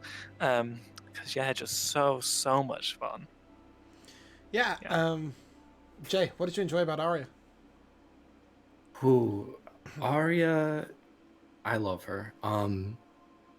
I put a lot of my like personal life issues into her from like back when I was a teen. Like at her core is just someone who is afraid to be alone but is also afraid of being accepted, which is a terrible combination if you don't want to be alone. So it's a very fun sort of, I guess, like going on a journey, like reliving this experience of like, because the main thing is accepting yourself before you can let others accept you. And like there's other things like at the beginning it was very like putting on a front, like it was very much a personality being put on, and it is her, and it was like being her, but it was also like there's so much more that was hidden away, and I loved sort of like breaking that down and revealing over time. Definitely. And yeah, the ending is pretty much how like it was perfectly fitting. Good. I think in some ways this campaign was a little too short. I've loved the length. I think it's been really interesting that it was just a lower level campaign. I think it suited the vibe of the campaign. But in some ways, there were some characters whose journeys we were so invested in that it would have been lovely to see them go on forever. I mean, even if it was just the dragons themselves, right? One thing that really stuck out to me in this campaign was the connection that some of you, not all of you, but some of you made with specific NPCs.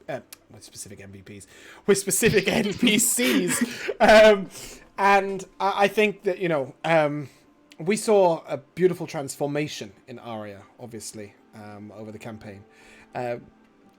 Michaela and Josh came in swinging with the friendship between Twiggy and Patrick, and it never let up. And that was lovely to see. And I think confronting Natani with the statue, with the past, and then in a sort of very different way confronting Emil with General Cassio, because it was so nice to see everybody else that embraced what was handed. And Jamal, I don't know whether it's just you, but you kind of just took a step back from it and went, I'm gonna be me. I'm not really interested in that. And that was really nice to see a different version of. But I want to hear from you. Did you have a favorite NPC? Are they the NPC that your character was connected to? What did you like about said NPC? And Jamal, I'll start with you. Did you have a favorite NPC? No dragons. Sorry about that. Sorry about that. While you was talking, my cat decided to lay on my keyboard. That's all right. Did you have a favorite NPC? Discord deafen button. Favorite NPC? No dragons. Just NPCs. Which one was my favourite? Oh, cat, will you stop? Okay, you think. I'll move back and come back. Sorry, okay. My cat's harassing. Laura, did you have a favourite NPC? I mean, I do enjoy looking at Carson's picture. Personalities! Did you have a favourite personality? Personalities? No. There is a personality when you look like that. I don't think so. You can play him in the next campaign if you want. No, I mean, I really did enjoy them all. I liked Elise and her enthusiasm for the dragons. She was bumbling and enthusiastic. She's quite intelligent in the book. She really does start as like the main expert on dragons. At the very beginning, she's sort of like a bit of a motherly figure to the dragon keepers. But very quickly, when they get involved in the dragons and she doesn't, she sort of falls by the wayside. And there's a horrible moment, a very heartbreaking moment, which we did visit briefly, where Elise says, this city's to be documented, like don't touch things. And Rapscal says, no, this city's to be lived in, and you're not one of us, so you can't understand. And And it's both true, and she realizes it's true, but also super sad. She's also not allowed to have an elven robe, which is really harsh. And then somebody, I think it's Tamara, goes and gets her one and like slips it to her on the sly. Michaela, did you have a favorite NPC? You know, I thought Graft was pretty interesting. I was kind of like shocked when he like just was dead like that. He has like a very interesting like taking on that leadership role, and how it like I felt like he was a very kind of cool, kind of pragmatic character, which ultimately I guess was like his downfall. 100%. Yeah, because it was just kind of he was just thinking, you know, practically, and naturally that led to his dragon being disgusted, and so it was just kind of, I thought he was kind of a cool guy, and I would have liked, I don't know, I feel sorry for him, I guess. Yeah. He's a tough one for me to kill off. You know, I really also engage with that character, and I think that there's a depth to his sort of desperation. He's much more desperate than the rest. He's older. His scaling is really causing him a lot of difficulties. He talks in the books about being unable to eat properly anymore. He can't get his mouth fully open. He can't get his lips dry. His eyelids don't close anymore. So his eyes are constantly dry. Just lots and lots of things about his development. You understand his desperation, and sort of his pragmatic decisions do make sense, but it's also, you know, he goes off and then the storm is the end of him. And I think that's really brutal. I'm gonna skip Jay and go to Josh, because I'm pretty sure I know Jay's, and I want to come back to that at the end. Josh, did you have a favorite NPC? I don't know about favorite, but I certainly enjoyed hating Jerd. And I just every time like her name's mentioned, I'm like, ooh, what drama's happening and unfolding now? So yeah, and I liked her. I liked her as a character because there was a lot of depth there as to, you know, she wasn't just acting out for the sake of acting out. Yeah. She's one of my favorite characters in the book. Yeah, I mean, even if she did make Patrick cry, I feel like he got the last laugh. And made friends with her. Right? Well, apparently not good enough friends. Apparently I'm on the low level of her friends, according to your description. No, there was 2, and then you, and then everyone else. Yeah, you got listed. No. But I'm glad you bring up Jed. I think that her story is a tough one to tell. I wasn't sure how much of it to reveal or show. In the books, there's she does actually become pregnant by Jerd. By Greft. She is Jerd. What an accomplishment. She becomes pregnant by Greft, but we didn't have as much time to play out. You know, if we had have done 9 months, like not in real time, but you know what I mean, like in slow time, it would have been really, really boring. But she had been forced in the past, and that's what led to her easiness. And I think it's a really hard topic to explore in any scenario, and Robin Hobb does not hold back any punches in that sort of area. So I wanted to be a little careful with how we approach it, but I thought it was worth including because she's such a deep and multifaceted character, and I love that in the end she doesn't come full circle. She just loves getting rich, sleeps with some guys, gives 3 kids away, and is done with it. And why not? It's the ideal life, really. Jamal, did you have a favourite NPC? Yeah, so I've got a few things to say. Of course you have. The general, when you presented him, was quite an interesting one, but again, the decision was just like, no, I mean, it was his own character, not him. But initially, it was my favourites were 3 actually that I was particularly interested in. Case and Boxer, they were especially interesting, and Alum. But then, you know, I had no internet for a couple of weeks, and Alum was fucking dead while I was away. And it was like, oh well, that was shit. a tough one. Yeah. So from coming back, the interesting bit for me as well, especially in terms of who, was the I'm going to go with a really different and weird one. Say the treacherous, traitorous rat Jess, and the nasty fucking things. He's an evil little bastard. In Yeah, the no, I books, he thought is that was- also blackmailing Leftrin to make him take him on the journey, and it's Leftrin that eventually chokes him to death in the middle of the night when he finds out that, to basically free himself in the storm so that no one finds out. But Cedric does find out because Cedric has been cast away on a boat, and it's a really tense moment. I couldn't give him his due because you guys obviously can't know from the beginning that he's blackmailing Leftrin. Because you would act on it. But I'm really glad you brought him up because I think he is a character that really laid some tension. On the note of Case and Boxster, I had to tone them down a lot because Twiggy and Patrick were playing their roles. Because they're meant to be the clowns, right? That bring a bit of lighthearted to the serious. And I think it was really interesting to see Twiggy and Patrick take their role. And yet Case and Boxster's story still resonated with you guys, so I'm really, really glad. Jay, tell us about your favorite NPC. Yeah, so I mean, I love Jared and like her evolution, and because I remember early on where I tried to be like, hey, something wrong, and she just, Told you to fuck fully off. ignored. Yeah, and then like the slow friendship that developed, and then rapidly developed after I, jumping into the river after her. That was a huge moment. Yeah. And then like a relationship I wish could have been explored further, but unfortunately couldn't, was with Alum. Because I really remember like the that first talk with him, especially with like the knife and his family. And if it was still alive, that might have been who Ari ended up with.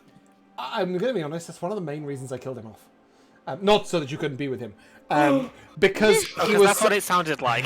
because he was so interesting so quickly, right?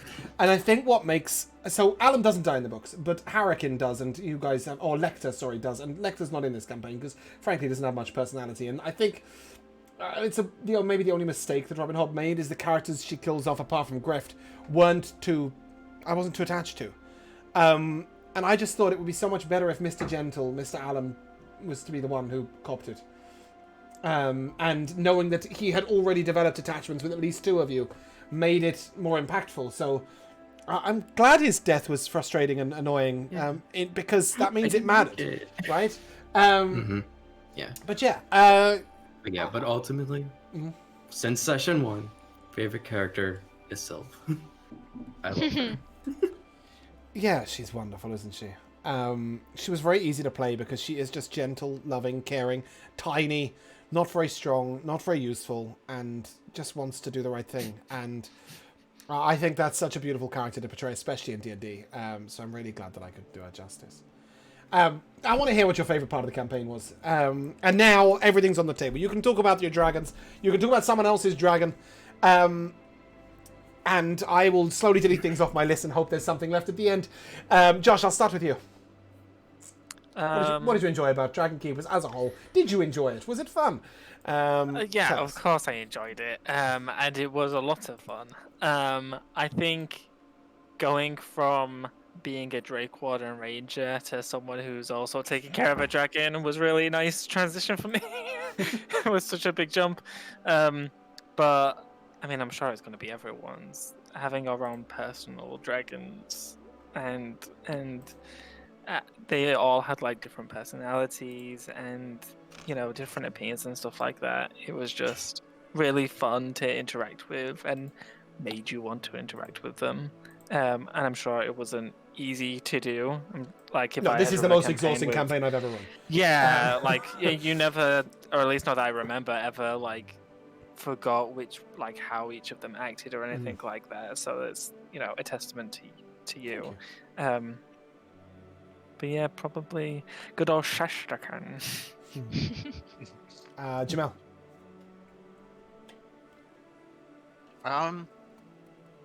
Yeah, for me, I'm just gonna have to say the dragons were definitely the biggest draw and the biggest pull of this.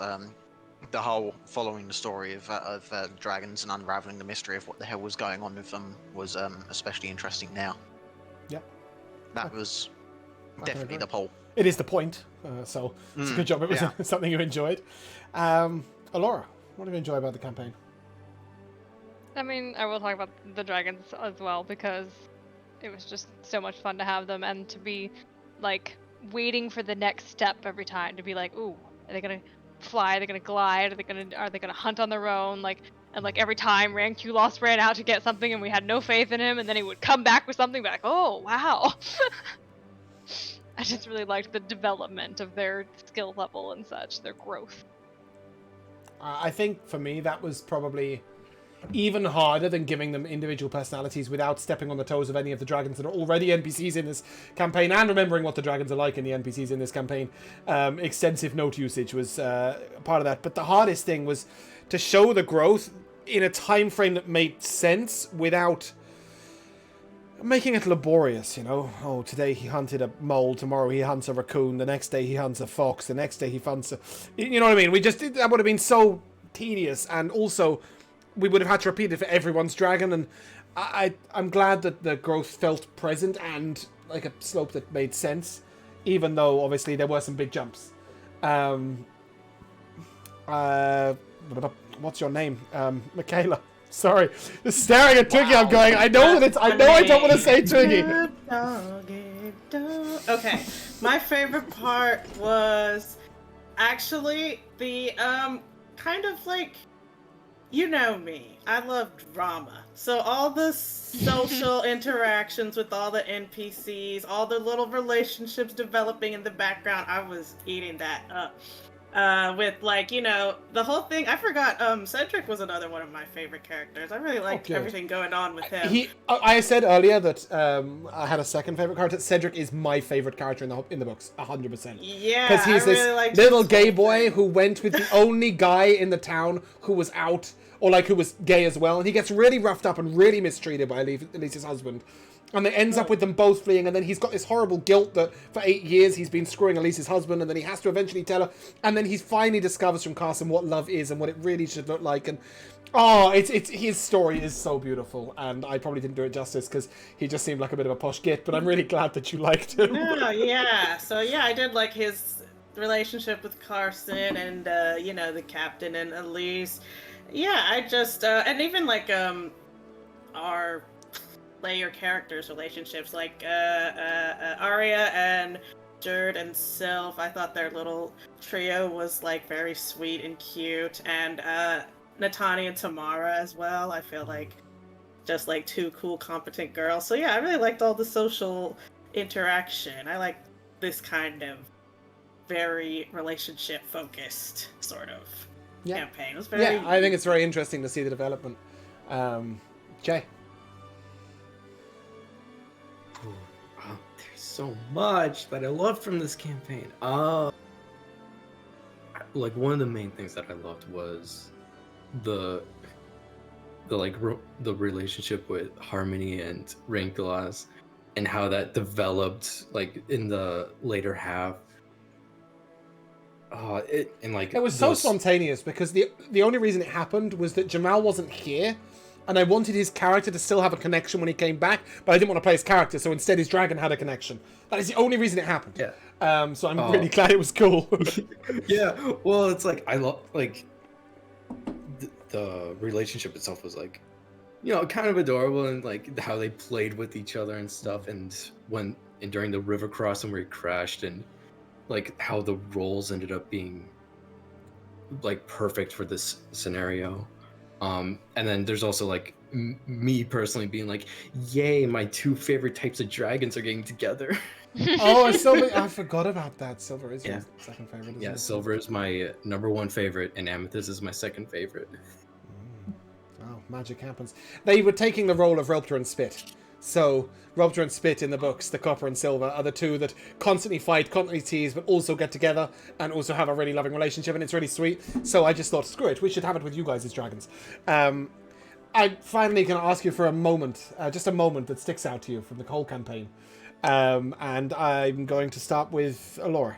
Just one moment from the campaign. Oh, why'd you have to start with me? Because sorry, I can start with someone else if you want. No, because I have one, and it's the worst. And it's because Emil went into his tent, and Michaela made a motion, and it was hysterical. I'm so sorry for making this Okay, canon. I can give you that, but please tell me that is not the moment you're taking away from my campaign that I so lovingly laboured over. Give me another one. Give me a more in-character moment. Okay, the first time all of them running down the slope to fly across. Aw. I really enjoyed that whole thing, the anticipation, the first failure, and then coming around to try again at the end. We get eventually most of them across. Yeah. I like that whole scene. Good, I'm glad. Jay. The session where we had sort of our party nights where we all did like a fun little thing. You know, we had the campfire going and each person came up and did something. Yeah, I like, and all our performances for it. And also because that was a session where Emil got fucked up. It was! Yeah. I forgot about that. Yeah, Emil got fucked up. Oh, good times. Speaking of which, Jamal, a moment that stood out to you from the campaign. Yeah, getting fucked up seemed to be a regular occurrence, huh? Mm-hmm. It seemed to happen. It's either Emil or Ranculos that seemed to happen like constantly. It's because I like hitting you. Yeah, I know. You're a dick. But I'm gonna have to go with honestly, the first time with the Tarman, and looking back and realizing just what the hell the Tarman is and what's going on is not just some ordinary and weird boat, but something that's just really, really weird and unique and Cling to that. It's going to be useful in your one shot. Josh, a moment from the campaign. I've got one silly one and one not silly one. Okay. The silly one is finding that tentacle plant, and then it's scurrying away, and then Patrick like goes and hugs it, and it starts wrapping itself around him. Everyone's like, "No, Patrick, no!" It loves you just a little bit too much. Yeah.